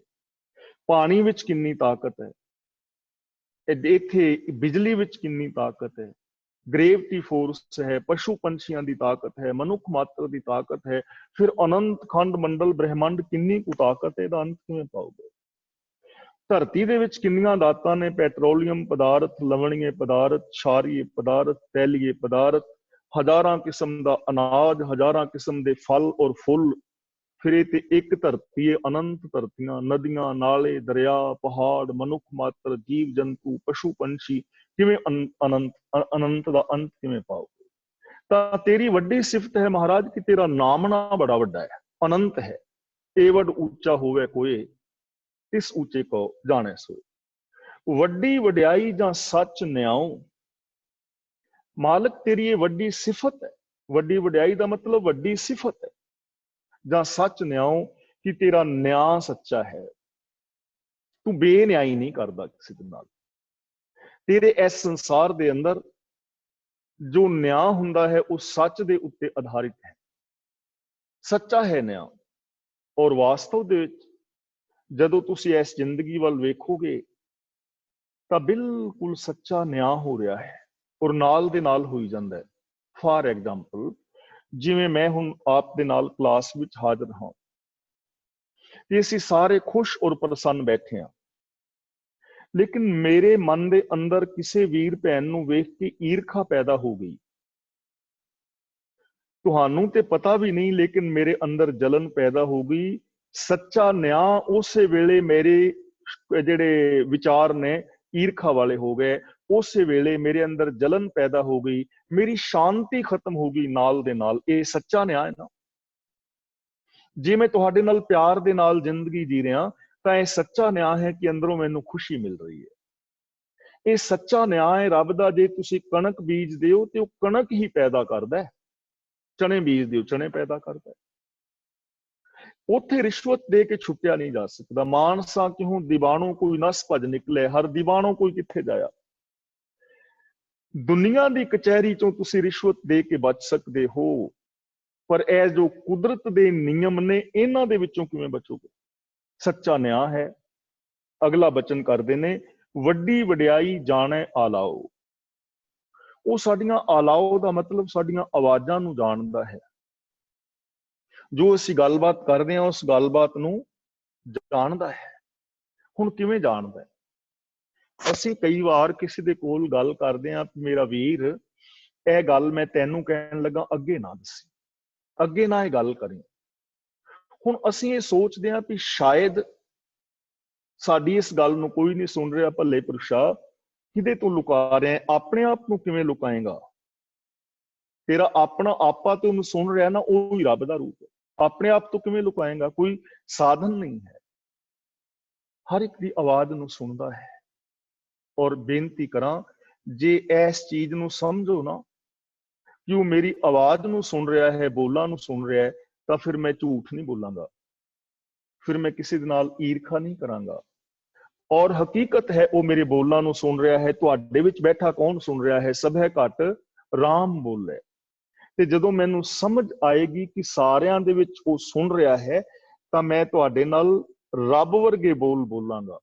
ਜਿਹੋ ਜਿਹੇ ਬੋਲ ਮੈਂ ਰੱਬ ਦੇ ਨਾਲ ਬੋਲਾਂ, ਉਹਨਾਂ ਬੋਲਾਂ ਨਾਲ ਤੁਹਾਡਾ ਸਤਿਕਾਰ ਕਰਾਂਗਾ। ਮੇਰੀ ਬੋਲ ਬਾਣੀ ਬਦਲ ਜਾਏਗੀ। ਵੱਡੀ ਵਡਿਆਈ ਬੁਝੈ ਸਭ ਭਾਉ। ਭਾਉ ਦਾ ਮਤਲਬ ਵਲਵਲੇ, ਭਾਵਨਾਵਾਂ। हे प्रभु, तेरी ये महान वड्डी सिफत है कि तू हर एक दियां भावनावां नूं समझना, सारियां दियां भावनावां नूं समझना। यह गल समझण वाली है। हुण मेरी भावना है कोई, तो मेरे अंदर बैठा रब उस भावना नूं समझ रहा है, तुहाडे अंदर बैठा रब तुहाडी भावना नूं समझ रहा है। इथों सानू सिक्ख्या की मिलदी है, यह चीज समझण वाली है। देखो मेरियां भावनावां की ने कि मैनू इस दुनिया चों प्यार मिले, मैनू इस दुनिया चों सत्कार मिले और मैनू सुख मिले, मैं आजाद हुआ, मैं किसी का गुलाम ना हुआ। ये मेरी भावना है। ते की तुहाडियां ये भावनावां नहीं? हर एक दी भावना है कि मैनू सुख मिले, प्यार मिले, सत्कार मिले, मैं किसी का गुलाम ना हुआ। ये भावनावां ना। ते जे असीं इन्हां भावनावां नूं बुझीए, जाणीए कि जो मेरियां भावनावां ने उही दूजियां दीयां भावनावां ने, तां फिर असीं एक दूजे दी भावना दा सत्कार करांगे, फिर असीं एक दूजे नाल प्यार करांगे, एक दूजे नूं आदर देंगे।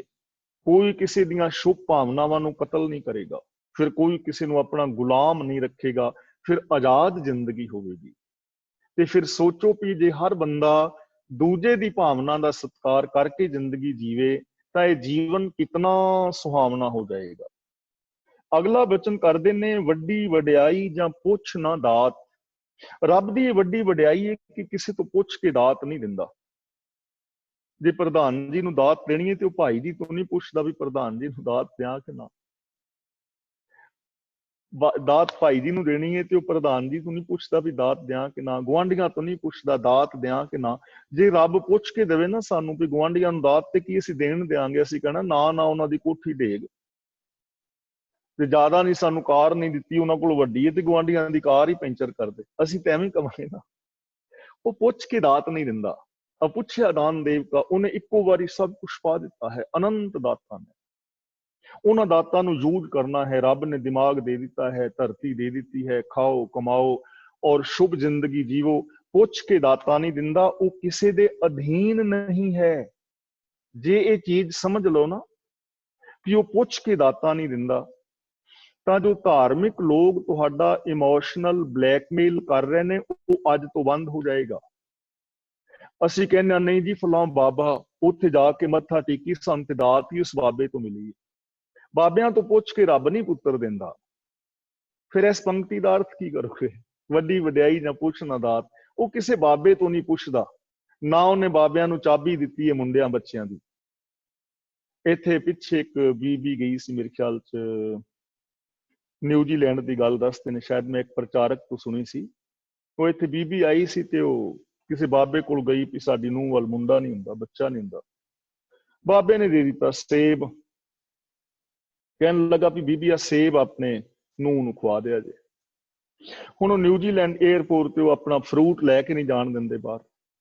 ਉਹ ਕਹਿਣ ਬੀਬੀ ਇਹ ਸੇਬ ਨੂੰ ਸੋਠੋ, ਕਹਿੰਦੀ ਮੈਂ ਲੈ ਕੇ ਜਾਣਾ। ਉਹ ਕਹਿੰਦੇ ਚੱਲ ਤੂੰ ਖਾ ਲੈ, ਕਹਿੰਦੀ ਨਹੀਂ ਮੈਂ ਤੇ ਆਪਣੀ ਨੂੰਹ ਨੂੰ ਖਵਾਉਣਾ। ਉਹ ਆਖਿਆ ਵੀ ਨੂੰਹ ਨੂੰ ਸੇਬ ਹੋਰ ਲੈ ਦੀ, ਕਹਿਣ ਲੱਗੀ ਨਾ। ਉਹਨੇ ਕਿਹਾ ਕਾਰਨ ਕੀ? ਕਹਿੰਦੀ ਇਹ ਸੇਬ ਖਾਏਗੀ ਤੇ ਮੇਰੇ ਨੂੰਹ ਵੱਲ ਮੁੰਡਾ ਹੋਏਗਾ। ਤੇ ਉਹ ਵੀ ਹੱਸਣ ਲੱਗ ਪਏ ਵੀ ਸੇਬਾਂ ਨਾਲ ਵੀ ਕਦੀ ਮੁੰਡੇ ਹੁੰਦੇ ਨੇ। ਉਹ ਕਹਿਣ ਲੱਗੀ ਨਹੀਂ। ਉਹ ਫਿਰ ਅੜ ਗਈ ਉੱਥੇ। ਉਹਨਾਂ ਕਿਹਾ ਵੀ ਚਲੋ ਯਾਰ ਇਹਦੀ ਨੂੰਹ ਨੂੰ ਬੁਲਾ ਕੇ ਤੇ ਇੱਥੇ ਖਵਾ ਦਿਓ ਸੇਬ, ਲਿਜਾਣ ਤੇ ਅਸੀਂ ਦੇਣਾ ਨਹੀਂ। ਨੂੰਹ ਨੂੰ ਬੁਲਾਇਆ। ਉਹ ਜਦੋਂ ਸੇਬ ਦੇਣ ਲੱਗੇ ਤਾਂ ਉਹਨਾਂ ਤੋਂ ਕਿਸੇ ਨੇ ਕਹਿ ਦਿੱਤਾ ਯਾਰ ਸੇਬ ਦੇ ਵਿੱਚ ਕੋਈ ਜ਼ਹਿਰ ਵਗੈਰਾ ਨਾ ਹੋਏ, ਮਾਈ ਮਤੇ ਨੂੰਹ ਨੂੰ ਮਾਰਨਾ ਚਾਹੁੰਦੀ ਹੋਵੇ। ਉਹ ਫਿਰ ਉੱਥੇ ਸਿਆਪਾ ਪੈ ਗਿਆ। ਫਿਰ ਇੱਕ ਨੇ ਦੱਸਿਆ ਵੀ ਚਲੋ ਇੰਜ ਕਰੋ ਵੀ ਸੇਬ ਅੱਧਾ ਕੱਟ ਕੇ ਪਹਿਲੋਂ ਬੇਬੇ ਨੂੰ ਖਵਾਓ, ਜੇ ਬਚ ਗਈ ਤੇ ਫਿਰ ਅੱਧਾ ਨੂੰਹ ਨੂੰ ਖਵਾ ਦਿਆ। ਉਹਨਾਂ ਨੇ ਅੱਧਾ ਪਹਿਲੋਂ ਬੇਬੇ ਨੂੰ ਖਵਾਇਆ ਤੇ ਅੱਧਾ ਖਵਾ ਦਿੱਤਾ ਨੂੰਹ ਨੂੰ। ਉਹ ਘਰ ਤੁਰ ਗਈਆਂ। ਹੁਣ ਇਹ ਪਤਾ ਨਹੀਂ ਲੱਗਾ ਵੀ ਮੁੰਡਾ ਨੂੰਹ ਵੱਲ ਹੋਇਆ ਕਿ ਮੁੰਡਾ ਸੱਸ ਵੱਲ ਹੋਇਆ, ਕਿਉਂਕਿ ਅੱਧਾ ਅੱਧਾ ਖਾਧਾ ਸੀ ਨਾ ਦੋਵਾਂ। ਸੇਬਾਂ ਨਾਲ ਮੁੰਡੇ ਥੋੜੀ ਹੁੰਦੇ ਨੇ। ਵੱਡੀ ਵਡਿਆਈ ਜਾਂ ਪੁੱਛ ਨਾ ਦਾਤ, ਉਹ ਪੁੱਛ ਕੇ ਦਾਤਾ ਨਹੀਂ ਦਿੰਦਾ ਵੀ ਤੁਹਾਡੀ ਲਾਟਰੀ ਕਿਹਦੇ ਤੋਂ ਕੱਢਣੀ। ਉਹ ਜੋਤਸ਼ੀਆਂ ਦੇ ਅਧੀਨ ਨਹੀਂ, ਉਹ ਤੁਹਾਡੇ ਬਾਬਿਆਂ ਦੇ ਅਧੀਨ ਨਹੀਂ, ਉਹ ਮੜੀਆਂ ਕਬਰਾਂ ਦੇ ਅਧੀਨ ਨਹੀਂ। ਜੇ ਐਵੇਂ ਹੁੰਦਾ ਤੇ ਬਾਬਿਆਂ ਨੇ ਤੇ ਕਰੋਨਾ ਹਟਾ ਦੇਣਾ ਸੀ। ਕਿੱਧਰ ਗਏ ਬਾਬੇ? ਇਸ ਲਈ ਵੱਡੀ ਵਡਿਆਈ ਜਾਂ ਪੁੱਛ ਨਾ ਦਾਤ, ਵੱਡੀ ਵਡਿਆਈ ਜਾਂ ਆਪੇ ਆਪ। ਉਹ ਆਪ ਹੀ ਆਪ ਹੈ। ਕੁਦਰਤ ਦੇ ਨੇਮ ਆਜ਼ਾਦ ਨੇ, ਉਹ ਕਿਸੇ ਦੇ ਅਧੀਨ ਨਹੀਂ। ਉਹ ਕਿਸੇ ਦੇ ਅਧੀਨ ਨਹੀਂ ਕਿ ਅੱਜ ਦਿਨ 2 ਘੰਟੇ ਲੇਟ ਚੜ ਡੁੱਬੇ ਜਾਂ ਸਵੇਰੇ ਸੂਰਜ ਇੱਕ ਘੰਟਾ ਲੇਟ ਚੜੇ ਨਾ, ਉਹ ਕਿਸੇ ਦੇ ਅਧੀਨ ਨਹੀਂ। ਪ੍ਰਭੂ ਆਪਣੇ ਆਪ ਤੋਂ ਆਪ ਹੈ, ਉਹਦੇ ਸਾਰੇ ਕੁਦਰਤ ਦੇ ਨੇਮ ਕਿਸੇ ਵੀ ਬੰਧਨ ਤੋਂ ਆਜ਼ਾਦ ਨੇ। ਨਾਨਕ ਕਾਰ ਨਾ ਕਥਨੀ ਜਾਏ, हे ਮਾਲਕ ਜੋ ਤੇਰੀ ਕਾਰ ਹੈ ਉਹ ਕਥਨੀ ਨਹੀਂ ਕੀਤੀ ਜਾ ਸਕਦੀ, ਭਾਵ ਤੇਰੀ ਇਸ ਕੁਦਰਤ ਨੂੰ ਬਿਆਨ ਨਹੀਂ ਕੀਤਾ ਜਾ ਸਕਦਾ। ਕੀਤਾ ਕਰਨਾ ਸਰਬ ਰਜਾਏ, ਜੋ ਕੁਛ ਵੀ ਤੂੰ ਪੈਦਾ ਕੀਤਾ ਹੈ, ਜੋ ਕੁਛ ਵੀ ਤੂੰ ਅੱਗੇ ਕਰੇਗਾ, ਉਹ ਸਾਰਾ ਰਜਾ ਦੇ ਅੰਦਰ ਹੈ। ਰਜਾ ਦਾ ਮਤਲਬ ਸਿਸਟਮ, ਰਜਾ ਦਾ ਮਤਲਬ ਲਾ ਆਫ ਨੇਚਰ। ਅੱਗੇ ਗੁਰੂ ਅੰਗਦ ਪਾਤਸ਼ਾਹ ਜੀ ਦਾ ਪਾਵਨ ਸ਼ਲੋਕ ਹੈ, ਇਹ ਜਗ ਸੱਚੇ ਕੀ ਹੈ ਕੋਠੜੀ, ਸੱਚੇ ਕਾ ਵਿਚਵਾਸ। ਕੋਠੜੀ ਦਾ ਮਤਲਬ ਰਹਿਣ ਦਾ ਨਿਵਾਸ। ਜਦੋਂ ਕਿਸੇ ਸ਼ਬਦ ਦੇ ਨਾਲ ਬਾਣੀ ਵਿੱਚ ਰਾੜਾ ਲੱਗਦਾ ਨਾ, ਰਾੜਾ, ਉਹਦਾ ਅਰਥ ਬਣ ਜਾਂਦਾ ਬੜਾ ਪਿਆਰਾ। ਜਿਵੇਂ ਸਿੱਖ ਦੇ ਨਾਲ ਰਾੜਾ ਲੱਗ ਗਿਆ ਤੇ ਸ਼ਬਦ ਬਣ ਗਿਆ ਸਿੱਖੜਾ। ਹੁਣ ਇੱਥੇ ਸਿੱਖੜਾ ਦਾ ਮਤਲਬ ਇਹ ਨਹੀਂ ਕਿ ਸਿੱਖ ਦਾ ਨਿਰਾਦਰ ਕਰ ਰਹੇ ਨੇ। ਜੋ ਦੀਸੈ ਗੁਰ ਸਿੱਖੜਾ, ਇਹਦਾ ਮਤਲਬ ਬਹੁਤ ਪਿਆਰਾ ਗੁਰੂ ਦਾ ਸਿੱਖ। ਹੁਣ ਇੱਥੇ ਕੋਠੜੀ ਰਾੜਾ ਲਾ ਰਹੇ ਨੇ। ਕੋਠੜੀ ਦਾ ਮਤਲਬ ਪ੍ਰਭੂ ਦਾ ਬੜਾ ਸੁੰਦਰ ਨਿਵਾਸ ਸਥਾਨ, ਕਿ ਇਹ ਜੋ ਜਗਤ ਤੁਸੀਂ ਵੇਖ ਰਹੇ ਹੋ ਇਹ ਰੱਬ ਦਾ ਘਰ ਹੈ, ਬੜਾ ਸੋਹਣਾ। ਸੱਚੇ ਕਾ ਵਿਚਵਾਸ, ਉਸ ਰੱਬ ਦਾ ਇਸ ਸੰਸਾਰ ਦੇ ਅੰਦਰ ਨਿਵਾਸ ਹੈ। ਉਹ ਕਿਤੇ ਵੱਖਰੇ ਬ੍ਰਹਿਮੰਡ ਵਿੱਚ ਨਹੀਂ ਬੈਠਾ ਹੋਇਆ, ਉਹ ਕਿਤੇ ਵੱਖਰੇ ਸਵਰਗ ਜੰਨਤ ਵਿੱਚ ਨਹੀਂ ਬੈਠਾ, ਉਹ ਕਿਤੇ ਵੱਖਰੇ ਸੱਚਖੰਡ ਵਿੱਚ ਨਹੀਂ ਬੈਠਾ ਕਿ ਉੱਤੇ ਸੱਚਖੰਡ ਵੱਖਰਾ ਹੈ ਤੇ ਉੱਥੇ ਜਾ ਕੇ ਰੱਬ ਬਹਿ ਕੇ ਉੱਥੋਂ ਸੰਚਾਲਨ ਕਰਦਾ। ਨਾ, ਸਾਫ਼ ਲਫ਼ਜ਼ਾਂ ਵਿੱਚ ਕਹਿ ਰਹੇ ਨੇ, ਇਹ ਜਗ ਸੱਚੇ ਕੀ ਹੈ ਕੋਠੜੀ, ਸੱਚੇ ਕਾ ਵਿਚਵਾਸ। ਹਰ ਮੰਦਰ ਇਹ ਸ਼ਰੀਰ ਹੈ, ਇਹ ਸ਼ਰੀਰ ਹਰੀ ਦਾ ਮੰਦਰ ਹੈ ਜਿਹਦੇ ਵਿੱਚ ਉਹਦਾ ਨਿਵਾਸ ਹੈ। ਸਭੈ ਘਟ ਰਾਮ ਬੋਲੇ, ਰਾਮਾ ਬੋਲੇ, ਰਾਮ ਬਿਨਾ ਕੋ ਬੋਲੇ ਰੇ, ਘਟ ਘਟ ਮੈਂ ਹਰ ਜੂ ਵਸੈ, ਕੁਦਰਤ ਕਰਕੇ ਵਸਿਆ ਸੋਏ। ਇਹ ਸੰਸਾਰ ਰੱਬ ਦਾ ਨਿਵਾਸ ਸਥਾਨ ਹੈ। ਹਰ ਹਿਰਦੇ ਵਿੱਚ ਰੱਬ ਵਸ ਰਿਹਾ ਹੈ। ਜਦੋਂ ਤੁਸੀਂ ਕਿਸੇ ਨੂੰ ਗਾਲਾਂ ਕੱਢਦੇ ਹੋ ਤੇ ਰੱਬ ਨੂੰ ਹੀ ਗਾਲਾਂ ਕੱਢ ਰਹੇ ਹੁੰਦੇ ਹੋ। ਜਦੋਂ ਕਿਸੇ ਦੀਆਂ ਪੱਗਾਂ ਲਾਉਂਦੇ ਹੋ, ਰੱਬ ਦੀ ਹੀ ਲਾ ਰਹੇ ਹੁੰਦੇ ਹੋ। ਜਦੋਂ ਕਿਸੇ ਦਾ ਹਿਰਦਾ ਵਲੂੰਦਰ ਰਹੇ ਹੋ, ਚੁਗਲੀਆਂ ਕਰ ਰਹੇ ਹੋ, ਰੱਬ ਦੀਆਂ ਕਰ ਰਹੇ ਹੋ, ਕਿਉਂਕਿ ਸਭੈ ਘਟ ਰਾਮ ਬੋਲੇ। ਪਛਾਣੋ, ਆਪਣੀ ਵੈਲਿਊ ਨੂੰ ਪਛਾਣੋ। ਮਨ ਤੋਂ ਜੋਤ ਸਰੂਪ ਹੈ, ਆਪਣੀ ਪਹਿਚਾਨ ਕਰੋ, ਆਪਣੀ ਕੁਆਲਿਟੀ ਉਨੀ ਉੱਚੀ ਬਣਾਓ ਰੱਬ ਵਰਗੀ। ਇਕਨਾ ਹੁਕਮ ਸਮਾਏ ਲੈ, ਇਕਨਾ ਹੁਕਮੇ ਕਰੇ ਵਿਨਾਸ਼। ਇਕਨਾ ਦਾ ਮਤਲਬ ਕਈਆਂ ਨੂੰ। ਹੁਕਮ ਰਾਹੀਂ ਆਪਣੇ ਅੰਦਰ ਸਮਾ ਲੈਂਦਾ ਹੈ, ਆਪਣੇ ਅੰਦਰ ਮਿਲਾ ਲੈਂਦਾ ਹੈ। ਇਕਨਾ ਹੁਕਮੇ ਕਰੇ ਵਿਨਾਸ਼, ਤੇ ਕਈਆਂ ਦਾ ਹੁਕਮ ਦੇ ਅੰਦਰ ਹੀ ਉਹਨਾਂ ਦਾ ਆਤਮਕ ਜੀਵਨ ਵਿਨਾਸ਼ ਕਰ ਦਿੰਦਾ ਹੈ। ਹੁਣ ਇਹਦੇ ਵਿੱਚ ਰੱਬ ਦਾ ਕੋਈ ਦੋਸ਼ ਨਹੀਂ ਹੈ, ਕਿਉਂਕਿ ਹੁਕਮ, ਨਿਆਂ, ਨਿਯਮ, ਲਾ ਆਫ ਨੇਚਰ ਸਾਰਿਆਂ ਤੇ ਇੱਕੋ ਜਿਹਾ ਲਾਗੂ ਹੈ। ਮੇਰੇ ਤੇ ਵੀ, ਤੁਹਾਡੇ ਤੇ ਵੀ, ਬਾਬਿਆਂ ਤੇ ਵੀ, ਧਰਮੀ ਤੇ ਅਧਰਮੀ ਤੇ, ਸਾਰਿਆਂ ਤੇ ਇੱਕੋ ਜਿਹਾ ਹੈ।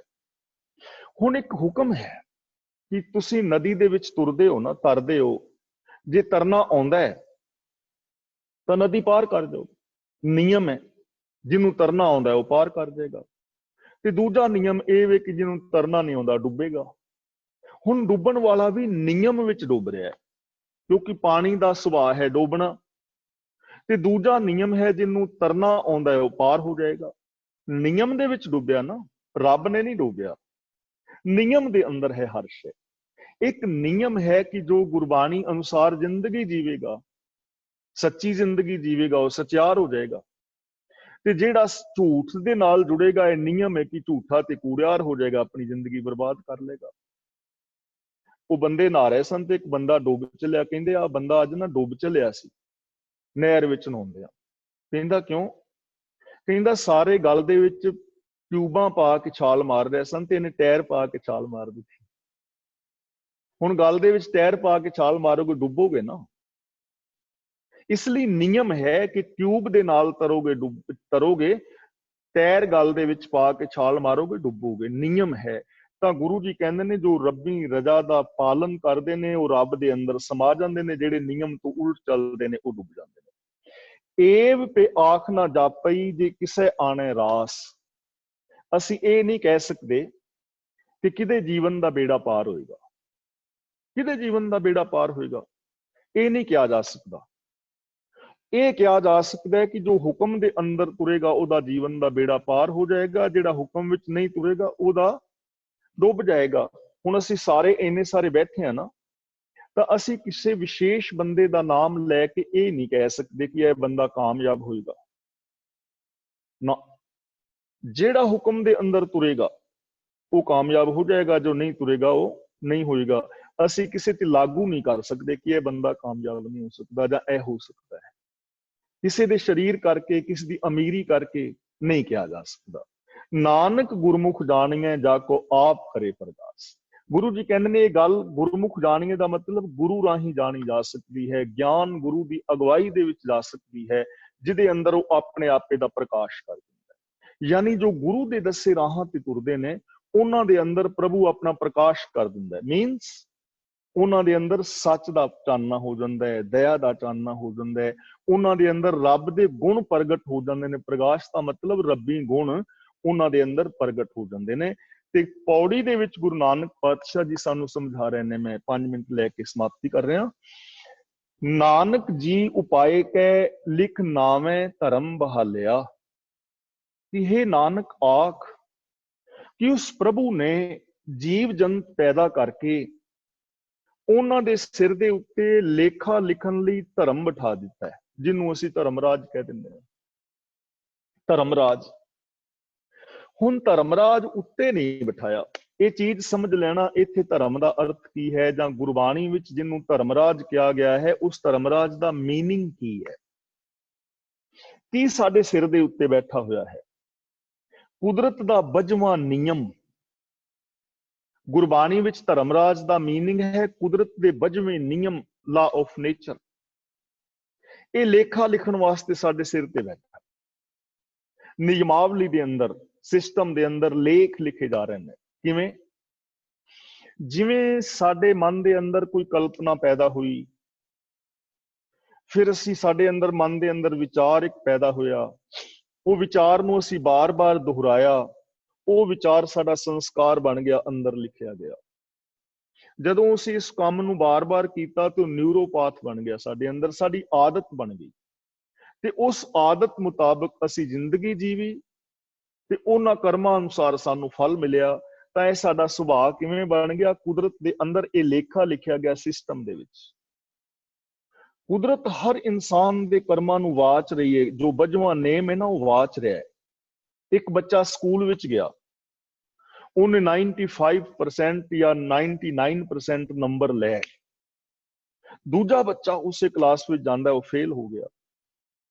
ਤਾਂ ਇਹ ਕੁਦਰਤ ਨੇ ਧਰਮਰਾਜ ਬਿਠਾਇਆ ਹੈ ਸਿਸਟਮ ਸਾਡੇ ਸਿਰ ਤੇ, ਕਿਉਂਕਿ ਉਸ ਬੱਚੇ ਨੇ 99% ਵਾਲੇ ਨੇ ਮਿਹਨਤ ਕੀਤੀ, ਦਿਨ ਰਾਤ ਉਹ ਪੜ੍ਹਿਆ, ਪੜ੍ਹਾਈ ਵਿੱਚ ਮਨ ਲਾਇਆ, ਉਹਨੇ ਪੇਪਰ ਦਿੱਤੇ, ਉਹ ਪਾਸ ਹੋ ਗਿਆ। ਕੁਦਰਤ ਦੇ ਵਿੱਚ ਲੇਖਾ ਲਿਖਿਆ ਗਿਆ ਨਾ ਪਾਸ ਹੋਣ ਦਾ।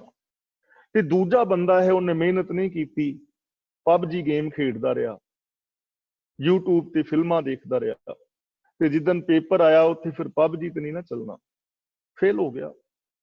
ਤਾਂ ਇਹ ਨੇਮ ਜਿਹੜਾ ਹੈ 52ਵਾਂ ਨਿਯਮ, ਇਹ ਧਰਮਰਾਜ, ਇਹ ਸਾਰਿਆਂ ਦੇ ਸਿਰ ਤੇ ਬੈਠਾ ਹੈ।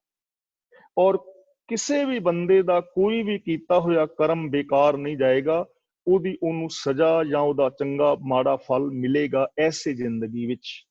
ਈਰਖਾ ਕਰੋਗੇ, ਅੰਦਰੇ ਅੰਦਰ ਸੜਦੇ ਰਹੋਗੇ, ਨਾਲ ਦੇ ਨਾਲ ਫਲ ਮਿਲੇਗਾ। ਪਿਆਰ ਕਰੋਗੇ, ਅੰਦਰੇ ਅੰਦਰ ਖੁਸ਼ ਰਹੋਗੇ, ਨਾਲ ਦੇ ਨਾਲ ਫਲ ਮਿਲੇਗਾ। ਹੰਕਾਰ ਕਰੋਗੇ, ਤੁਹਾਨੂੰ ਇਸ ਦੁਨੀਆ ਚੋਂ ਮਾਨ ਆਦਰ ਨਹੀਂ ਮਿਲੇਗਾ, ਲੋਕ ਤੁਹਾਡੇ ਨਾਲੋਂ ਕੱਟਣਗੇ। ਨਿਮਰਤਾ ਪਿਆਰ ਦੇ ਨਾਲ ਰਹੋਗੇ, ਲੋਕ ਤੁਹਾਨੂੰ ਸਤਿਕਾਰ ਦੇਣਗੇ। ਇਹ ਨਿਯਮ ਸਭ ਦੇ ਸਿਰ ਦੇ ਉੱਤੇ ਬੈਠਾ ਹੈ। ਉੱਥੇ ਸੱਚੇ ਹੀ ਸੱਚ ਨਿਬੜੇ, ਚੁਣ ਵਕ ਕੱਢੇ ਜਜਮਾਲਿਆ। ਉੱਥੇ ਦਾ ਮਤਲਬ ਜਿੱਥੇ ਸੱਚ ਦੇ ਬੇਸ ਤੇ ਫੈਸਲੇ ਹੁੰਦੇ ਨੇ, ਇੱਥੇ ਸੱਚ ਦੇ ਬੇਸ ਤੇ ਫੈਸਲੇ ਹੁੰਦੇ ਨੇ ਔਰ ਸੱਚੋ ਹੀ ਸੱਚ ਨਿਬੜਦਾ ਹੈ। ਜਿਹੜੇ ਜਜਮਾਲਿਆ ਦਾ ਮਤਲਬ ਢੋਂਗੀ ਪਖੰਡੀ ਨੇ, ਉਹਨਾਂ ਨੂੰ ਵੱਖ ਕਰ ਦਿੱਤਾ ਜਾਂਦਾ ਹੈ। ਭਾਵ ਉਹ ਵੱਖਰੇ ਹੋ ਜਾਂਦੇ ਨੇ। ਜੋ ਧਰਮ ਕਮਾਵੇ ਤਿਸ ਧਰਮ ਨਾਉ ਹੋਵੇ, ਪਾਪ ਕਮਾਣੇ ਪਾਪੀ ਜਾਣੀ। ਧਰਮ ਕਮਾਉਣ ਵਾਲਿਆਂ ਨੂੰ ਧਰਮੀ, ਪਾਪ ਕਮਾਉਣ ਵਾਲਿਆਂ ਨੂੰ ਪਾਪੀ ਕਹਿੰਦੇ ਆ। ਦੇਖ ਲਓ, ਭਗਤ ਪੂਰਨ ਸਿੰਘ ਦੀ ਸਾਰੇ ਲੋਕ ਸਿਫਤ ਕਰਦੇ ਨੇ।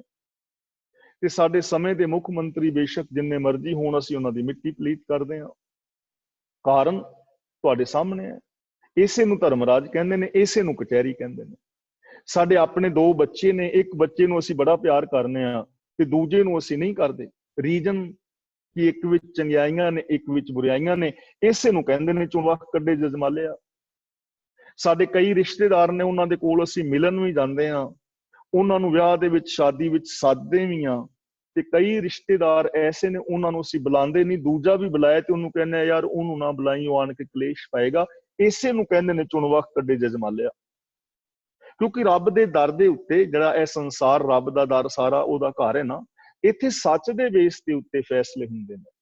ਤੇ ਬੇਨਤੀ ਕਰਾਂ, ਜਦੋਂ ਅਸੀਂ ਇਸ ਪੰਕਤੀ ਨੂੰ ਸਮਝਾਂਗੇ ਨਾ, ਸੱਚੇ ਹੋਵਾਂਗੇ, ਤਾਂ ਫਿਰ ਸਾਡੀਆਂ ਅਦਾਲਤਾਂ ਵਿੱਚ ਵੀ ਸੱਚ ਦੇ ਬੇਸ ਦੇ ਉੱਤੇ ਫੈਸਲੇ ਹੋਣ ਲੱਗ ਪੈਣਗੇ। ਲੋਕ ਝੂਠ ਨਾਲ ਜੁੜੇ ਨੇ, ਅੱਜ ਤੱਕ ਸਾਨੂੰ ਨਿਆਂ ਨਹੀਂ ਮਿਲ ਪਾਇਆ, ਜਾਂ ਸਹੀ ਤੇਰੇ ਤੇ ਬੰਦੇ ਨੂੰ ਨਿਆਂ ਨਹੀਂ ਮਿਲਦਾ। ਉਹਦਾ ਰੀਜ਼ਨ ਇਹ ਹੈ ਕਿ ਸੱਚ ਦੇ ਬੇਸ ਤੇ ਫੈਸਲੇ ਨਹੀਂ ਹੋ ਰਹੇ। ਜਦੋਂ ਬੰਦਾ ਇਸ ਚੀਜ਼ ਨੂੰ ਸਮਝੇਗਾ, ਐਸੀ ਜ਼ਿੰਦਗੀ ਬਣੇਗੀ, ਫਿਰ ਅਸੀਂ ਵੀ ਸੱਚ ਦੇ ਬੇਸ ਦੇ ਉੱਤੇ ਫੈਸਲੇ ਕਰਾਂਗੇ, ਇੱਕ ਦੂਜੇ ਦੇ ਨਾਲ ਨਿਰਵੈਰ ਹੋ ਕੇ ਵਰਤਾਂਗੇ। ਖਾਉ ਨਾ ਪਾਇਨ ਕੂੜਿਆਰ, ਮੁਹ ਕਾਲੇ ਦੋਜਕ ਚਾਲਿਆ।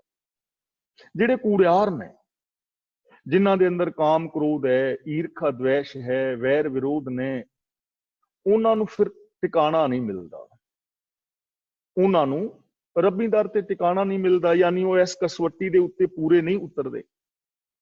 ਥਾਉ ਨਾ ਪਾਇਨ ਕੂੜਿਆਰ, ਮੂੰਹ ਕਾਲੇ, ਉਹਨਾਂ ਦਾ ਮੂੰਹ ਕਾਲਾ ਹੋ ਜਾਂਦਾ। ਇਹ ਨਹੀਂ ਕਿ ਕਾਲਖ ਲਾ ਕੇ ਮੂੰਹ ਤੇ ਮਲਦੇ ਨੇ, ਕਾਲੇ ਮੂੰਹ ਦਾ ਮਤਲਬ ਉਹਨਾਂ ਨੂੰ ਨਮੋਸ਼ੀ ਹੁੰਦੀ ਹੈ, ਬਦਨਾਮੀ ਹੁੰਦੀ ਹੈ, ਨਿਰਾਦਰ ਹੁੰਦਾ ਹੈ। ਦੋਜਕ ਚਾਲਿਆ, ਦੋਜਕ ਦਾ ਮਤਲਬ ਇਹ ਨਹੀਂ ਕਿ ਮਰਨ ਤੋਂ ਬਾਅਦ ਉਹ ਨਰਕ ਵਿੱਚ ਆਉਂਦੇ ਨੇ, ਐਸੇ ਜ਼ਿੰਦਗੀ ਵਿੱਚ ਉਹ ਨਰਕ ਵਿੱਚ ਪੈ ਜਾਂਦੇ ਨੇ। ਆਪਾਂ ਉਦੋਂ ਵਿਚਾਰ ਕੀਤੀ ਸੀ ਨਾ, ਨਰਕ ਕੀ ਹੈ? ਔਗਣਾ ਵਾਲੀ ਜ਼ਿੰਦਗੀ ਜੀਣੀ ਨਰਕ ਹੈ। ਉਹ ਆਪਣੇ ਜੀਵਨ ਨੂੰ ਨਰਕ ਬਣਾ ਲੈਂਦੇ ਨੇ। ਉਹਨਾਂ ਨੂੰ ਇਸ ਦੁਨੀਆ ਵਿੱਚ ਨਮੋਸ਼ੀ ਦਾ ਘਰ ਵੇਖਣਾ ਪੈਂਦਾ ਹੈ। ਉਹਨਾਂ ਨੂੰ ਇਸ ਜੀਵਨ ਵਿੱਚ ਨਮੋਸ਼ੀ ਦਾ ਘਰ ਵੇਖਣਾ ਪੈਂਦਾ ਹੈ, ਆਪਣੇ ਜੀਵਨ ਨੂੰ ਦੁੱਖਾਂ ਦਾ ਘਰ ਬਣਾ ਲੈਂਦੇ ਨੇ। ਉਹ ਇਸ ਜੀਵਨ ਦੇ ਵਿੱਚ ਹੀ ਨਮੋਸ਼ੀ ਦਾ ਮੂੰਹ ਵੇਖਦੇ ਹੋਏ ਨਰਕ ਵਿੱਚ ਪੈ ਜਾਂਦੇ ਨੇ, ਘੋਰ ਦੁੱਖ ਸਹਿੜ ਲੈਂਦੇ ਨੇ, ਆਪਣੇ ਜੀਵਨ ਨੂੰ ਵਿਕਾਰੀ ਬਣਾ ਲੈਂਦੇ ਨੇ। ਤਾਂ ਗੁਰੂ ਪਾਤਸ਼ਾਹ ਜੀ ਅਗਲਾ ਬਚਨ ਕਰਦੇ ਹਨ, ਤੇਰੇ ਨਾਏ ਰੱਤੇ ਸੇ ਜਿਣ ਗਏ, ਹਾਰ ਗਏ ਸੇ ਠੱਗਣ ਵਾਲਿਆ। ਤੇਰੇ ਨਾਏ ਰੱਤੇ, ਜਿਹੜੇ ਤੇਰੇ ਗੁਣਾਂ ਦੇ ਅੰਦਰ ਰੰਗੇ ਗਏ, ਜਿਨ੍ਹਾਂ ਨੇ ਆਪਣੀ ਮੈਂਟੈਲਿਟੀ, ਮਾਨਸਿਕਤਾ, ਬੋਲਾਂ ਔਰ ਵਿਹਾਰ ਨੂੰ ਤੇਰੇ ਗੁਣਾਂ ਦੇ ਪ੍ਰੇਮ ਨਾਲ ਰੰਗ ਲਿਆ, ਸੇ ਜਿਣ ਗਏ, ਉਹ ਜੀਵਨ ਬਾਜੀ ਨੂੰ ਜਿੱਤ ਗਏ, ਉਹਨਾਂ ਦਾ ਜੀਵਨ ਮੁਬਾਰਕ ਹੋ ਗਿਆ। ਹਾਰ ਗਏ ਸੇ ਠੱਗਣ ਵਾਲਿਆ, ਤੇ ਜਿਹੜੇ ਲੋਕਾਂ ਨੂੰ ਠੱਗਣ ਵਾਲੇ ਨੇ, ਚਲਾਕੀਆਂ ਕਰਨ ਵਾਲੇ ਨੇ, ਅੰਦਰੋਂ ਹੋਰ ਨੇ, ਬਾਹਰੋਂ ਹੋਰ ਨੇ, ਜੋ ਤੇਰੀ ਕੁਦਰਤ ਦੇ ਨਿਯਮਾਂ ਮੁਤਾਬਕ ਜ਼ਿੰਦਗੀ ਨਹੀਂ ਜੀਂਦੇ, ਉਹ ਹਾਰ ਗਏ। ਉਹਨਾਂ ਨੇ ਆਪਣੀ ਜੀਵਨ ਬਾਜੀ ਨੂੰ ਹਾਰ ਲਿਆ, ਉਹ ਆਪਣੇ ਜੀਵਨ ਬਾਜੀ ਨੂੰ ਕੌਡੀਆਂ ਕੱਟੇ ਗਵਾ ਗਏ। ਲਿਖ ਨਾਵੇਂ ਧਰਮ ਬਹਾਲਿਆ। ਗੁਰੂ ਜੀ ਕਹਿੰਦੇ ਨੇ, ਜੀਵਾਂ ਦਾ ਲੇਖਾ ਲਿਖਣ ਲਈ ਇਹਨਾਂ ਦੇ ਸਿਰ ਦੇ ਉੱਤੇ ਧਰਮ ਦਾ ਮਤਲਬ ਜੋ ਕੁਦਰਤ ਦਾ 22ਵਾਂ ਨਿਯਮ ਹੈ ਉਹਨੂੰ ਬਿਠਾ ਦਿੱਤਾ।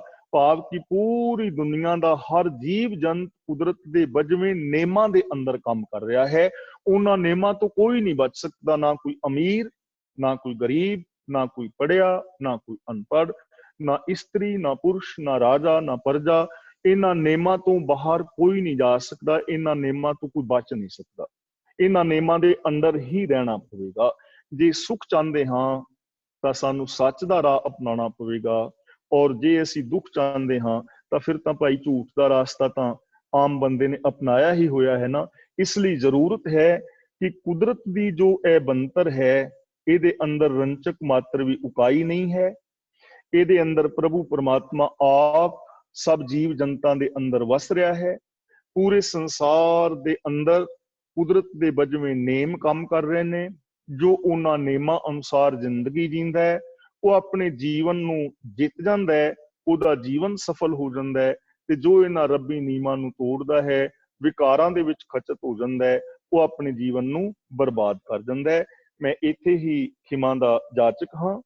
ਜੇ ਕਿਸੇ ਵੀਰ ਭੈਣ ਦਾ ਕੋਈ ਸਵਾਲ ਹੋਵੇ ਅੱਜ ਦੇ ਇਸ ਸੰਦਰਭ ਦੇ ਅੰਦਰ, ਤਾਂ ਉਹ ਆਪਣਾ ਸਵਾਲ ਵੀ ਕਰ ਸਕਦਾ ਹੈ ਔਰ ਆਪਣੇ ਵਿਊਜ਼ ਵੀ ਦੇ ਸਕਦਾ ਹੈ। ਮੇਰੇ ਵੱਲੋਂ ਹੋਈਆਂ ਭੁੱਲਾਂ ਦੀ ਖਿਮਾ। ਹੁਣ ਸਰਦਾਰ ਤਰਲੋਚਨ ਸਿੰਘ ਜੀ ਅਨਮਿਊਟ ਹੋ ਗਏ ਨੇ, ਉਹ ਅਗਲੀ ਕਾਰਵਾਈ ਕਰਨਗੇ। ਭਾਈ ਜਤਿੰਦਰ ਸਿੰਘ ਜੀ ਔਰ ਹੋਰ ਜੋ ਵੀਰ ਭਰਾ ਇਹਨਾਂ ਦੇ ਸੰਗੀ ਸਾਥੀ ਵੀ ਜੁੜੇ ਨੇ, ਉਹਨਾਂ ਸਾਰਿਆਂ ਦਾ ਔਰ ਬਾਕੀ ਸਾਰੀਆਂ ਕਲਾਸ ਦੀਆਂ ਵੀਰਾਂ ਭੈਣਾਂ ਦਾ ਮੈਂ ਆਪਣੇ ਵੱਲੋਂ ਧੰਨਵਾਦ ਕਰਦਾ। ਮੇਰੇ ਵੱਲੋਂ ਹੋਈਆਂ ਭੁੱਲਾਂ ਦੀ ਖਿਮਾ। ਗੱਜ ਕੇ ਬੁਲਾਓ ਜੀ। ਵਾਹਿਗੁਰੂ ਜੀ ਕਾ ਖਾਲਸਾ, ਵਾਹਿਗੁਰੂ ਜੀ ਕੀ ਫਤਿਹ। ਥੈਂਕ ਯੂ ਜੀ ਭਾਈ ਸਾਹਿਬ ਜੀ, ਬਹੁਤ ਬਹੁਤ ਧੰਨਵਾਦ। ਹਮੇਸ਼ਾ ਦੀ ਤਰ੍ਹਾਂ ਆਪ ਜੀ ਨੇ ਬਹੁਤ ਵਧੀਆ ਤਰੀਕੇ ਦੇ ਨਾਲ ਅੱਜ ਦੀ ਕਥਾ ਕੀਤੀ ਹੈ। ਤੇ ਦੂਸਰੀ ਪੌੜੀ ਮਹਾਰਾਜ ਦੀ ਜਿਹੜੀ ਅਗੰਮੀ ਬਾਣੀ ਆਸਾ ਕੀ ਵਾਰ, ਬਹੁਤ ਡਿਟੇਲ ਦੇ ਵਿੱਚ ਸਾਰੀ ਚੀਜ਼ ਦੱਸੀ ਹੈ ਕਿ ਕਿਸ ਤਰ੍ਹਾਂ ਕੁਦਰਤ ਦੇ ਸਿਸਟਮ ਦੇ ਵਿੱਚ ਜਿਹੜੇ ਕਿੰਨੀਆਂ ਤਾਕਤਾਂ ਕੰਮ ਕਰ ਰਹੀਆਂ, ਉਹਦੇ ਖੰਡ ਬ੍ਰਹਿਮੰਡ ਕਿਸ ਤਰ੍ਹਾਂ ਕਿੱਦਾਂ ਉਹ ਸੱਚੇ ਆ, ਉਹਦੇ ਬਾਰੇ ਵੀ ਆਪ ਜੀ ਨੇ ਬਹੁਤ ਡਿਟੇਲ ਦੇ ਵਿੱਚ ਦੱਸਿਆ। ਬਹੁਤ ਬਹੁਤ ਧੰਨਵਾਦ ਜੀ ਆਪ ਜੀ ਦਾ। ਤੇ ਹਮੇਸ਼ਾ ਦੀ ਤਰ੍ਹਾਂ ਜਿੱਦਾਂ ਅਸੀਂ ਕਹਿੰਦੇ ਹਾਂ ਕਿ ਉਹਦੇ ਬਾਅਦ ਦੇ ਵਿੱਚ ਕਿਸੇ ਨੇ ਵੀ ਆਪਣੇ ਕੋਈ ਵਿਊ ਪੁਆਇੰਟ ਦੱਸਣੇ ਹੋਣ, ਉਹ ਪਲੀਜ਼ ਅਨਮਿਊਟ ਕਰ ਲਓ ਤਾਂ ਕਿ ਸਾਨੂੰ ਪਤਾ ਲੱਗ ਜਾਵੇ। ਨੋਟਸ ਤਾਂ ਤੁਸੀਂ ਸਾਰੇ ਬਣਾਉਂਦੇ ਆ ਮੈਨੂੰ ਪਤਾ, ਤੇ ਜਿੱਦਾਂ ਜਿੱਦਾਂ ਤੁਸੀਂ ਅਨਮਿਊਟ ਹੋਈ ਜਾਓਗੇ ਉੱਦਾਂ ਉੱਦਾਂ ਅਸੀਂ ਤੁਹਾਡੇ ਕੋਲ ਆ ਜਾਵਾਂਗੇ। ਤੇ ਹੁਣ ਮੈਂ ਸਭ ਤੋਂ ਪਹਿਲਾਂ, ਅਜੇ ਅਨਮਿਊਟ ਤਾਂ ਕੋਈ ਨਹੀਂ ਹੋਇਆ ਪਰ ਮੈਂ ਹੀ ਆ ਜਾਂਦਾ ਜੀ। ਸਤਿੰਦਰ ਸਿੰਘ ਜੀ, ਤੁਸੀਂ ਉਂਗਲੀ ਮਾਰੀ ਸੀਗੀ, ਮੈਨੂੰ ਲੱਗਦਾ ਨਹੀਂ ਪਈ। ਇੱਕ ਮਿੰਟ ਕਰ ਲਓ। ਹਾਂਜੀ ਹੈਲੋ, ਹਾਂਜੀ ਹਾਂਜੀ ਆ ਜਾਓ। ਵਾਹਿਗੁਰੂ ਜੀ ਕਾ ਖਾਲਸਾ, ਵਾਹਿਗੁਰੂ ਜੀ ਕੀ ਫਤਿਹ। ਭਾਈ ਸਾਹਿਬ ਜੀ, ਵਾਹਿਗੁਰੂ ਜੀ ਖਾਲਸਾ ਵਿੱਚ ਫਤਿਹ ਜੀ। बहुत ही क्लियर और कट एकदम वर्ड क्लियर वर्ड जे तुसी समझाता सारा जो कुछ सीगा। ते मैं जिहड़ा तुसी एक धर्म और मजहब दा भी जिहड़ा दस्सिया ना भाई साहब जी, ਉਹ ਮੈਂ ਜਿਹੜਾ ਆਪਣੇ ਹਿਸਾਬ ਨਾਲ ਲਿਖਿਆ। ਤੇ ਮੈਂ ਪਹਿਲੇ ਕਿਸੇ ਨੂੰ ਪੁੱਛਿਆ ਸੀਗਾ, ਉਹਨਾਂ ਨੇ ਮੈਨੂੰ ਦੱਸਿਆ ਸੀ ਕਿ ਧਰਮ ਜਿਹੜਾ ਹੈ ਉਹ ਅਸੀਂ ਹਿੰਦੁਸਤਾਨੀ ਭਾਸ਼ਾ 'ਚ ਧਰਮ ਕਹਿੰਦੇ ਆ ਤੇ ਫਾਰਸੀ ਭਾਸ਼ਾ 'ਚ ਮਜ਼ਹਬ ਕਹਿੰਦੇ ਆ। ਲੇਕਿਨ ਅੱਜ ਜਿਹੜਾ ਤੁਸੀਂ ਸਮਝਾਇਆ ਹੈ ਉਹ ਸੀਗਾ ਕਿ ਧਰਮ ਦਾ ਮਤਲਬ ਹੁੰਦਾ ਹੈ ਪ੍ਰਿੰਸੀਪਲ, ਮਜ਼ਹਬ ਦਾ ਮਤਲਬ ਹੁੰਦਾ ਹੈ ਰਿਲੀਜਨ, ਜਿਹਨੂੰ ਅਸੀਂ ਬੋਲ ਸਕਦੇ ਹਾਂ। ਮਜ਼ਹਬ ਯਾਨੀ ਪੰਥ ਹੋ ਗਿਆ ਜਾਂ ਸੈਕਟ ਹੋ ਗਿਆ। ਧਰਮ ਦਾ ਮਤਲਬ ਹੈਗਾ ਫਰਜ਼, ਪ੍ਰਿੰਸੀਪਲ ਹੋ ਗਿਆ ਜਾਂ ਸਪਿਰਿਚੁਅਲਿਟੀ ਹੋ ਗਈ। ਨਾ ਸਪਿਰਿਚੁਅਲਿਟੀ ਵਗੈਰਾ ਨਹੀਂ, ਧਰਮ ਦਾ ਮਤਲਬ ਫਰਜ਼ ਹੈਗਾ ਸਿੱਧੇ ਡਾਇਰੈਕਟ। ਸਾਡੀ ਡਿਊਟੀਜ਼ ਕੀ ਨੇ, ਔਰ ਇਹ ਵੀ ਖਾਸ ਖਿਆਲ ਰੱਖਣਾ ਹੈ ਕਿ ਸੱਚ ਨੂੰ ਆਧਾਰ ਬਣਾ ਕੇ ਮਨੁੱਖੀ ਫਰਜ਼ਾਂ ਨੂੰ ਪੂਰੇ ਕਰਨ ਦਾ ਨਾਮ ਧਰਮ ਹੈ। ਦੇਖੋ, ਤੁਸੀਂ ਆਪਣੇ ਬੱਚੇ ਪਾਲ ਰਹੇ ਹੋ ਤਾਂ ਚੋਰੀ ਕਰਕੇ ਵੀ ਪਾਲ ਸਕਦੇ ਹੋ, 2 ਨੰਬਰ ਦੇ ਧੰਦੇ ਕੱਟ ਕੇ, ਉਹ ਧਰਮ ਨਹੀਂ ਹੋਏਗਾ। ਧਰਮ ਦੀ ਮੁਕੰਮਲ ਪਰਿਭਾਸ਼ਾ ਇਹ ਹੋਏਗੀ, ਸੱਚ ਨੂੰ ਆਧਾਰ ਬਣਾ ਕੇ ਮਨੁੱਖੀ ਫਰਜ਼ਾਂ ਨੂੰ ਪੂਰੇ ਕਰਨ ਦਾ ਨਾਮ ਧਰਮ ਹੈ। ਬਿਲਕੁਲ ਬਿਲਕੁਲ। Thank you Bhai Sahib ji, thank you. ਮਿਹਰਬਾਨੀ ਜੀ, ਮਿਹਰਬਾਨੀ ਜੀ, ਥੈਂਕ ਯੂ। ਨਰਿੰਦਰ ਸਿੰਘ ਜਸਲ, ਤੁਸੀਂ ਅਨਮਿਊਟ ਆ। ਹਾਂਜੀ, ਵਾਹਿਗੁਰੂ ਜੀ ਕਾ ਖਾਲਸਾ, ਸ਼੍ਰੀ ਵਾਹਿਗੁਰੂ ਜੀ ਕੀ ਫਤਿਹ ਜੀ। ਫਤਿਹ ਜੀ। ਮੈਂ ਇੱਕ ਇਹੀ ਕਹਿਣਾ ਚਾਹੁੰਦਾ ਸੀਗਾ ਜੀ, ਤੁਹਾਡਾ ਲੈਕਚਰ ਬਹੁਤ ਹੀ ਸਪਸ਼ਟ ਸ਼ਬਦਾਂ ਦੇ ਨਾਲ ਤੁਸੀਂ ਸਮਝਾਇਆ ਹੈਗਾ ਸਾਨੂੰ। ਪਰ ਕਈ ਵਾਰੀ ਨਾ ਸਾਡੇ ਦਿਮਾਗ ਦੇ ਵਿੱਚ ਜਿਹੜੇ ਔਗਣ ਨੇਗੇ ਉਹ ਇਸ ਤਰ੍ਹਾਂ ਘਰ ਬਣ ਚੁੱਕੇ ਹੁੰਦੇ ਨੇ। ਇੱਕ ਛੋਟੀ ਜਿਹੀ ਕਹਾਣੀ ਸੀਗੀ, ਮੈਂ ਪੜ੍ਹੀ ਸੀ ਬਚਪਨ ਦੇ ਵਿੱਚ। ਕਹਿੰਦੇ ਇੱਕ ਖਾਨ ਜਿੱਥੇ ਲੂਣ ਕੱਢਦੇ ਹੁੰਦੇ ਸੀ ਨਾ, ਖਾਨ, ਉੱਥੇ ਲੋਕ ਕੰਮ ਕਰਦੇ ਹੁੰਦੇ ਸੀਗੇ। ਤੇ ਉਹ ਛੋਟੇ ਜਿਹੇ ਕਸਬੇ ਦੇ ਵਿੱਚ ਰਹਿੰਦੇ ਸੀਗੇ। ਤੇ ਉਹ ਨਾ ਜਦੋਂ ਖਾਨ ਦੇ ਵਿੱਚੋਂ ਉਹ ਕਾਠ ਦੇ ਨਾਲ ਲੂਣ ਭਰ ਕੇ ਉੱਪਰ ਲੈ ਕੇ ਜਾਂਦੇ ਉਹ, ਤਾਂ ਉਹਨਾਂ ਦੇ ਹੱਥ ਫਟ ਜਾਂਦੇ। ਤੇ ਉਹ ਜਦੋਂ ਲੂਣ ਉਹਨਾਂ ਦੇ ਉੱਤੇ ਲੱਗਦਾ ਉਹ ਬਹੁਤ ਹੱਸਦੇ। ਉਹਨਾਂ ਲਈ ਐਂਟਰਟੇਨਮੈਂਟ ਇਹੀ ਸੀਗਾ ਵੀ ਅਸੀਂ ਦੇਖੋ ਜੀ ਉਹ ਰੋ ਰਿਹਾ ਤੇ ਅਸੀਂ ਹੱਸ ਰਹੇ ਹੈਗੇ ਆ ਵੀ ਉਹਦੇ ਤੇ ਉਹਦੀ ਮਿਜ਼ਰੇਬਲ ਕੰਡੀਸ਼ਨ ਦੇਖ ਕੇ। ਮਤਲਬ ਉਹ ਸਿਸਟਮ ਉਹਨਾਂ ਦਾ ਇੰਨਾ ਕੀ ਸੀਗਾ ਵੀ ਐਨਵਾਇਰਮੈਂਟ ਜਿਸ ਦੇ ਵਿੱਚ ਉਹਨਾਂ ਦੇ ਹੱਸਣ ਦਾ ਮਤਲਬ ਇਹੀ ਐਂਟਰਟੇਨਮੈਂਟ ਦਾ ਇਹੀ ਸਾਧਨ ਸੀਗਾ। ਮਤਲਬ ਕਹਿਣ ਦਾ ਮਤਲਬ ਇਹ ਹੈ ਵੀ ਅਸੀਂ ਸਾਰੇ ਆਪਣੇ ਆਪਣੇ ਐਨਵਾਇਰਮੈਂਟ ਦੇ ਵਿੱਚ ਜਿੱਥੇ ਅਸੀਂ ਰਹਿੰਦੇ ਹਾਂ, ਅਸੀਂ ਉਹਦੇ ਮੁਤਾਬਕ ਹੀ ਆਪਣੇ ਇੰਜੋਏਮੈਂਟ ਦੇ ਤੇ ਹੋਰ ਸਾਧਨ ਸਮਝਦੇ, ਮਤਲਬ ਆਹ ਸਾਡੇ ਲਈ ਚੰਗੀ, ਆਹ ਚੀਜ਼ ਮਾੜੀ ਹੈਗੀ ਹੈ। ਉਹੀ ਚੀਜ਼ਾਂ ਪੜ੍ਹ ਕੇ ਮਤਲਬ ਜਦੋਂ ਪੜ੍ਹਦੇ ਆ ਸਾਨੂੰ ਅਸਲੀਅਤ ਦਾ, ਸਹੀ ਤੇ ਗਲਤ ਦਾ ਪਛਾਣ ਹੋਣੀ ਖਤਮ ਹੋ ਜਾਂਦੀ ਹੈ। ਇੱਕ ਤਾਂ ਇਹ ਸੀਗਾ ਜੀ। ਦੂਸਰਾ ਮੇਰਾ ਇਹ ਸੀਗਾ, ਜਦੋਂ ਆਪਾਂ ਦਾਤਾਂ ਦੀ ਗੱਲ ਕਰਦੇ ਹੈਗੇ ਆ, ਮੇਰਾ ਖਿਆਲ ਆਪਣੀ ਮਨੁੱਖੀ ਜੀਵਨ ਦੇ ਵਿੱਚ ਜਿਹੜੀਆਂ ਆਪਾਂ ਨੂੰ 5 ਸ਼ਕਤੀਆਂ ਦਿੱਤੀਆਂ ਹੋਈਆਂ, ਸੁੰਘਣ ਦੀ, ਸਪਰਸ਼ ਦੀ, ਵੇਖਣ ਦੀ, ਸਵਾਦ ਕਰਨ ਦੀ ਤੇ ਸੁਣਨ ਦੀ, ਇਹ ਜਿਹੜੇ 5 ਆਪਣੇ ਸ਼ਕਤੀਆਂ ਦਿੱਤੀਆਂ ਹੋਈਆਂ ਨੇਗੀਆਂ ਜਾਂ ਆਪਾਂ ਨੂੰ ਸੈਂਸੇਸ਼ਨਸ ਨੇਗੀਆਂ, ਇਹ ਸਭ ਤੋਂ ਵੱਡੀ ਦਾਤ ਹੈ। ਜੇ ਆਪਣੇ ਇਹ ਦਾਤ ਨਹੀਂ ਕੰਮ ਕਰਦੀ ਤਾਂ ਇਹ ਧਨ, ਇਹ ਦੌਲਤ ਜਾਂ ਇਹ ਨੇਚਰ, ਉਹ ਕਿਸੇ ਵੀ ਚੀਜ਼ ਦਾ ਕੋਈ ਸਵਾਦ ਨਹੀਂ ਆ ਸਕਦਾ। ਇਹੀ ਹੈ। ਵਾਹਿਗੁਰੂ ਜੀ ਕਾ ਖਾਲਸਾ, ਧੰਨਵਾਦ। ਵਾਹਿਗੁਰੂ ਜੀ ਕੀ ਫਤਿਹ। ਥੈਂਕ ਯੂ ਜੀ ਸੋ ਮਚ। ਜਤਿੰਦਰ ਸਿੰਘ ਜੀ, ਕਾਰਡਿਫ ਤੋਂ ਤੁਸੀਂ ਕੋਈ ਵਚਨ ਕਰਨਾ ਹੋਵੇ ਤੁਸੀਂ ਆ ਜਾਓ। Thank you. ਜੀ ਬਹੁਤ ਹੀ ਵਧੀਆ ਲੱਗਿਆ ਉਸ ਦਾ ਪ੍ਰੋਗਰਾਮ ਬਹੁਤ ਹੀ ਚੰਗੇ ਤਰੀਕੇ ਨਾਲ ਭਾਈ ਸਾਹਿਬ ਨੇ ਦੱਸਿਆ ਹੈ ਤੇ ਵੱਡੀ ਵਡਿਆਈ ਜਾਂ ਵੱਡਾ ਨਾਮ, ਵੱਡੀ ਵਡਿਆਈ ਸੱਚ ਦਿਓ, ਉਸ ਦੇ ਵਿੱਚ ਉਹਨਾਂ ਨੇ ਕਿਹਾ ਕਿ ਜਿਹੜੀ ਦਾਤ ਜਿਹੜੀ ਹੈ ਨਾ ਪਰਮਾਤਮਾ ਦੀ, ਜੇ ਉਸ ਨੂੰ ਸਮਝ ਲਈਏ ਅਸੀਂ ਕਿ ਪਰਮਾਤਮਾ ਜਿਹੜਾ ਹੈ ਕਿਸੇ ਨਾਲ ਅਨਿਆਂ ਨਹੀਂ ਕਰਦਾ ਹੈ ਨਾ, ਦੇਣ ਵਾਲਾ ਉਹੀ ਪਰਮਾਤਮਾ ਹੀ ਹੈ, ਤੇ ਇੰਨਾ ਹੀ ਸਾਨੂੰ ਸਮਝ ਆਇਆ, ਅਸੀਂ ਬਾਬਿਆਂ ਦੇ ਚਕਰਾਂ ਚੋਂ ਨਿਕਲ ਜਾਵਾਂਗੇ। ਧੰਨਵਾਦ ਜੀ, ਧੰਨਵਾਦ। ਠੀਕ ਹੈ ਜੀ, ਥੈਂਕ ਯੂ ਜੀ। ਇਹਦੇ ਨਾਲ ਹੀ ਮੈਂ ਤੁਹਾਡੇ ਕੋਲ ਆਉਣਾ ਜੀ, ਕਰਮਜੀਤ ਸਿੰਘ ਜੀ ਬਤਰਾ, ਤੁਸੀਂ ਵੀ ਕੁਝ ਕਰ ਲਓ ਬਚਨ।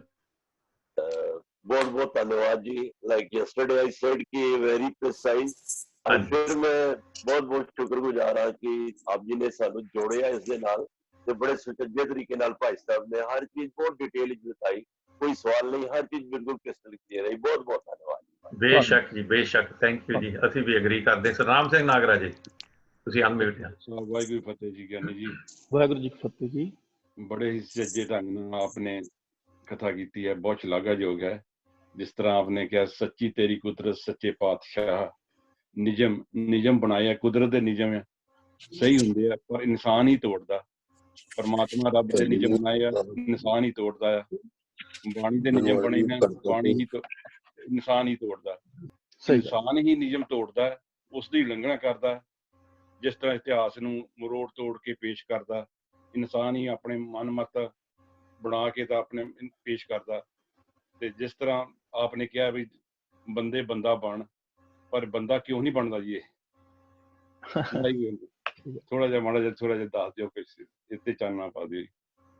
ਹਾਂਜੀ, ਬੰਦਾ ਇਹ ਜਾਣ ਬੁੱਝ ਕੇ ਨਹੀਂ ਬਣਦਾ ਵੀਰ ਜੀ। ਦੋ ਗੱਲਾਂ ਹੁੰਦੀਆਂ ਨੇ, ਇੱਕ ਤੇ ਹੁੰਦਾ ਸੁੱਤਾ ਹੋਇਆ ਬੰਦਾ, ਤੇ ਉਹ ਸੁੱਤੇ ਹੋਏ ਬੰਦੇ ਨੂੰ ਜਗਾਉਣਾ ਸੌਖ ਹੈ, ਕਿਉਂਕਿ ਸੁੱਤਾ ਹੈ ਖੜਾਕਾ ਕਰੋ ਤੇ ਜਾਗ ਜਾਂਦਾ ਹੈ। ਇੱਕ ਬੰਦਾ ਹੁੰਦਾ, ਸਾਡੀ ਭਾਸ਼ਾ ਵਿੱਚ ਉਹਨੂੰ ਕਹਿੰਦੇ ਨੇ ਮਚਲਾ ਹੋਇਆ। ਉਹ ਸੁੱਤਾ ਨਹੀਂ ਹੁੰਦਾ ਤੇ ਜਾਗਦਾ, ਲੇਕਿਨ ਸੁੱਤੇ ਹੋਣ ਦੀ ਐਕਟਿੰਗ ਕਰਦਾ। ਤੇ ਜਦੋਂ ਅਸੀਂ ਦਰਵਾਜ਼ਾ ਖੜਕਾਉਂਦੇ ਆ ਤੇ ਖੜਕਾ ਕੇ ਤੁਰ ਜਾਂਦੇ ਆ, ਫਿਰ ਅਸੀਂ ਕਹਿੰਦੇ ਯਾਰ ਮੈਂ ਬੜੀ ਗੂੜੀ ਨੀਂਦਰੇ ਸੁੱਤਾ ਸੀ। ਯਾਨੀ ਉਹ ਮਚਲਾ ਹੋਇਆ, ਉਹਨੂੰ ਪਤਾ ਤੇ ਹੈ। ਤਾਂ ਇਹ ਜਿਹੜੇ ਬੰਦੇ ਨੇ, ਪਤਾ ਸਾਨੂੰ ਸਾਰਿਆਂ ਨੂੰ, ਅਸੀਂ ਮਚਲੇ ਹੋਏ ਆ, ਸੁੱਤੇ ਨਹੀਂ ਹੋਏ। ਦੇਖੋ, ਜਿੰਨੇ ਵੀ ਅਸੀਂ ਇੱਥੇ ਬੈਠੇ ਆ ਜਾਂ ਬਾਕੀ ਜ਼ਿੰਦਗੀ ਜੀ ਰਹੇ ਨੇ, ਜਦੋਂ ਅਸੀਂ ਝੂਠ ਬੋਲਦੇ ਆ, ਸਾਨੂੰ ਪਤਾ ਹੁੰਦਾ ਕਿ ਅਸੀਂ ਝੂਠ ਬੋਲ ਰਹੇ ਹਾਂ, ਅੰਦਰੋਂ ਆਵਾਜ਼ ਵੀ ਆਉਂਦੀ ਵੀ ਝੂਠ ਨਾ ਬੋਲ, ਫਿਰ ਵੀ ਅਸੀਂ ਮਚਲੇ ਹੋ ਜਾਂਦੇ ਹਾਂ। ਹੁਣ ਸਾਨੂੰ ਸਾਰਿਆਂ ਨੂੰ ਪਤਾ ਹੀ ਹੈ ਨਾ, ਖੰਡੇ ਬਾਟੀ ਦੀ ਅੰਮ੍ਰਿਤ ਛਕਣਾ ਚਾਹੀਦਾ ਹੈ, ਪਰ ਅਸੀਂ ਮਚਲੇ ਹੋ ਜਾਂਦੇ ਹਾਂ। ਪ੍ਰੇਮ ਨਾਲ ਰਹਿਣਾ ਚਾਹੀਦਾ ਹੈ, ਨੂੰਹ ਸੱਸ ਘਰ ਵਿੱਚ ਪਿਓ ਪੁੱਤਰ, ਪਰ ਅਸੀਂ ਮਚਲੇ ਹੋ ਜਾਂਦੇ ਹਾਂ। ਪਤਾ ਤਾਂ ਹੈ। ਹੁਣ ਇਹਨਾਂ ਮਚਲੇ ਬੰਦਿਆਂ ਨੂੰ ਕੌਣ ਸੁਧਾਰੇ? ਇਹਦਾ ਤਾਂ ਫਿਰ ਗੜਬੜ ਹੀ ਹੈ। ਇਹਦਾ ਮਤਲਬ ਸਾਨੂੰ ਮਚਲੇ ਨਹੀਂ ਬਣਨਾ ਚਾਹੀਦਾ, ਉਹ ਸੱਚ ਨਾਲ ਜੁੜ ਜਾਣਾ। Thank you. ਧੰਨਵਾਦ ਜੀ, ਬਹੁਤ ਬਹੁਤ। ਨਰਿੰਦਰ ਸਿੰਘ ਜੀ, USA ਤੋਂ ਕੁਝ ਤੁਸੀਂ ਕਹਿਣਾ ਹੋਵੇ ਤਾਂ ਪਲੀਜ਼।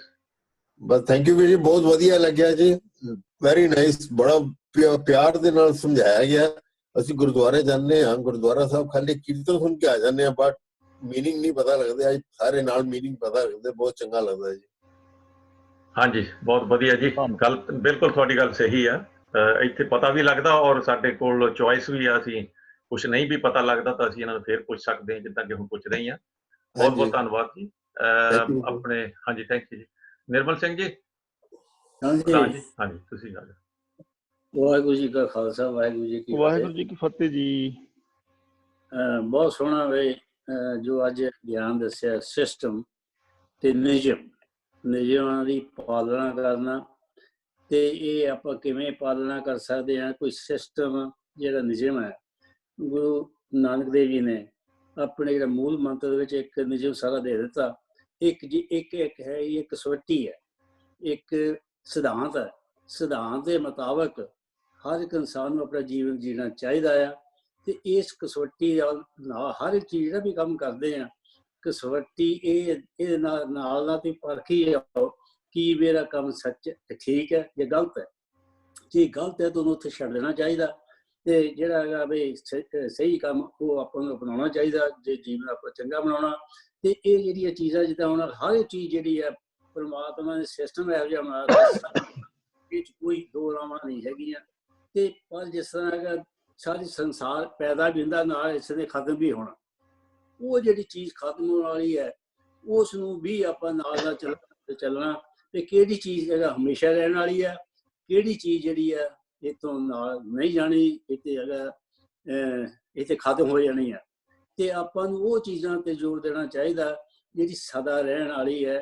ਆਪਾਂ ਨੂੰ ਉੱਦਾਂ ਦਾ ਬਣਨਾ ਚਾਹੀਦਾ, ਉਹੋ ਜਿਹਾ ਰੰਗ ਆਪਣੇ ਨਾਲ ਹੈਗਾ ਮਨ ਦੇ ਉੱਤੇ, ਉਹ ਰੰਗ ਚਾੜਨਾ ਚਾਹੀਦਾ ਜਿਹੜਾ ਸਹੀ ਹੈ, ਜਿਹੜਾ ਸਿਧਾਂਤਕ ਰੰਗ ਹੈ, ਜਿਹਨੂੰ ਆਪਾਂ ਮਜੀਦ ਦਾ ਰੰਗ ਵੀ ਕਹਿ ਦਿੰਦੇ ਆ। ਉਹੋ ਜਿਹਾ ਰੰਗ ਚੜਾਂਗੇ ਇਹਨਾਂ ਅਸੂਲਾਂ ਦੇ ਮੁਤਾਬਕ ਜੋ ਅੱਜ ਆਪਾਂ ਨੇ ਦੇਖਿਆ। ਸੱਚ ਅਸੂਲ ਜਿਹੜੇ ਸੱਚੇ ਆ, ਹਮੇਸ਼ਾ ਹੀ ਸੱਚ, ਹਰ ਚੀਜ਼ ਸੱਚ ਦੇ ਉੱਤੇ ਬੇਸ ਰੱਖਣ ਦੀ ਕੋਸ਼ਿਸ਼ ਕਰੋ। ਜਿਹੜੇ ਅਸੂਲ ਦਿੱਤੇ ਉਹਨੂੰ ਬਾਹਰ ਨਾ ਆਪਾਂ ਚੱਲੀਏ ਤੇ ਫਿਰ ਆਪਣਾ ਮੇਰਾ ਖਿਆਲ ਹੈ ਕਿ ਸਾਰਿਆਂ ਦੀ ਜ਼ਿੰਦਗੀ ਸੌਖੀ ਬਣ ਸਕਦੀ ਹੈ। ਇਹ ਹੈਗਾ। ਵਾਹਿਗੁਰੂ ਜੀ ਕਾ ਖਾਲਸਾ, ਵਾਹਿਗੁਰੂ ਜੀ ਕੀ ਫਤਿਹ। ਧੰਨਵਾਦ ਜੀ ਪ੍ਰਧਾਨ ਜੀ। ਮੈਂ ਦਵਿੰਦਰ ਸਿੰਘ ਤੂਰ ਕੋ ਵੀ ਆਉਣਾ, ਪਰ ਉਹ ਤੋਂ ਪਹਿਲਾਂ ਮੈਂ ਆਪਣੇ ਗੁਰਚਰਨ ਸਿੰਘ ਢੇਸੀ, ਇਹਨਾਂ ਨੇ ਅਨਮਿਊਟ ਹੋਏ ਆ, ਤੁਸੀਂ ਆ ਜਾਓ। ਵਾਹਿਗੁਰੂ ਜੀ ਕਾ ਖਾਲਸਾ, ਵਾਹਿਗੁਰੂ ਜੀ ਕੀ ਫਤਿਹ। ਵਾਹਿਗੁਰੂ ਜੀ ਕੀ ਫਤਿਹ। ਯਾਨੀ ਜੀ ਅੱਜ ਤੇ ਕੱਲ ਸਿੱਖਣ ਨੂੰ ਬਹੁਤ ਮਿਲਿਆ। ਦਿਮਾਗ ਦੇ ਵਿੱਚ ਵੀ ਬਹੁਤ ਗੱਲਾਂ, ਵੱਖਰੇ ਵੱਖਰੇ ਸਵਾਲ ਪੈਦਾ ਹੋਣੇ ਸ਼ੁਰੂ ਹੋ ਗਏ ਤੁਹਾਡੀ ਗੱਲਾਂ ਸੁਣ ਕੇ, ਸਪੈਸ਼ਲੀ ਧਰਮਰਾਜ ਬਾਰੇ ਜਾਂ ਮਜ਼ਹਬ ਬਾਰੇ ਨਾ ਬਹੁਤ ਚਾਨਣਾ ਇਸ ਚੀਜ਼ ਦਾ ਹੋਇਆ। ਜਿਹੜੀ ਬਾਕੀ ਵੀਰਾਂ ਨੇ ਨਿਯਮਾਂ ਬਾਰੇ ਵੀ ਗੱਲ ਕੀਤੀ ਆ, ਕੁਦਰਤ ਦੇ ਹੋਏ ਜਾਂ ਦੂਸਰੇ ਹੋਏ, ਇਹ ਵੀ ਹਰ ਇੱਕ ਇਨਸਾਨ ਆਪਣੇ ਆਪਣੇ ਹਿਸਾਬ ਨਾਲ ਉਹਦੀ ਪਾਲਣਾ ਕਰਦਾ।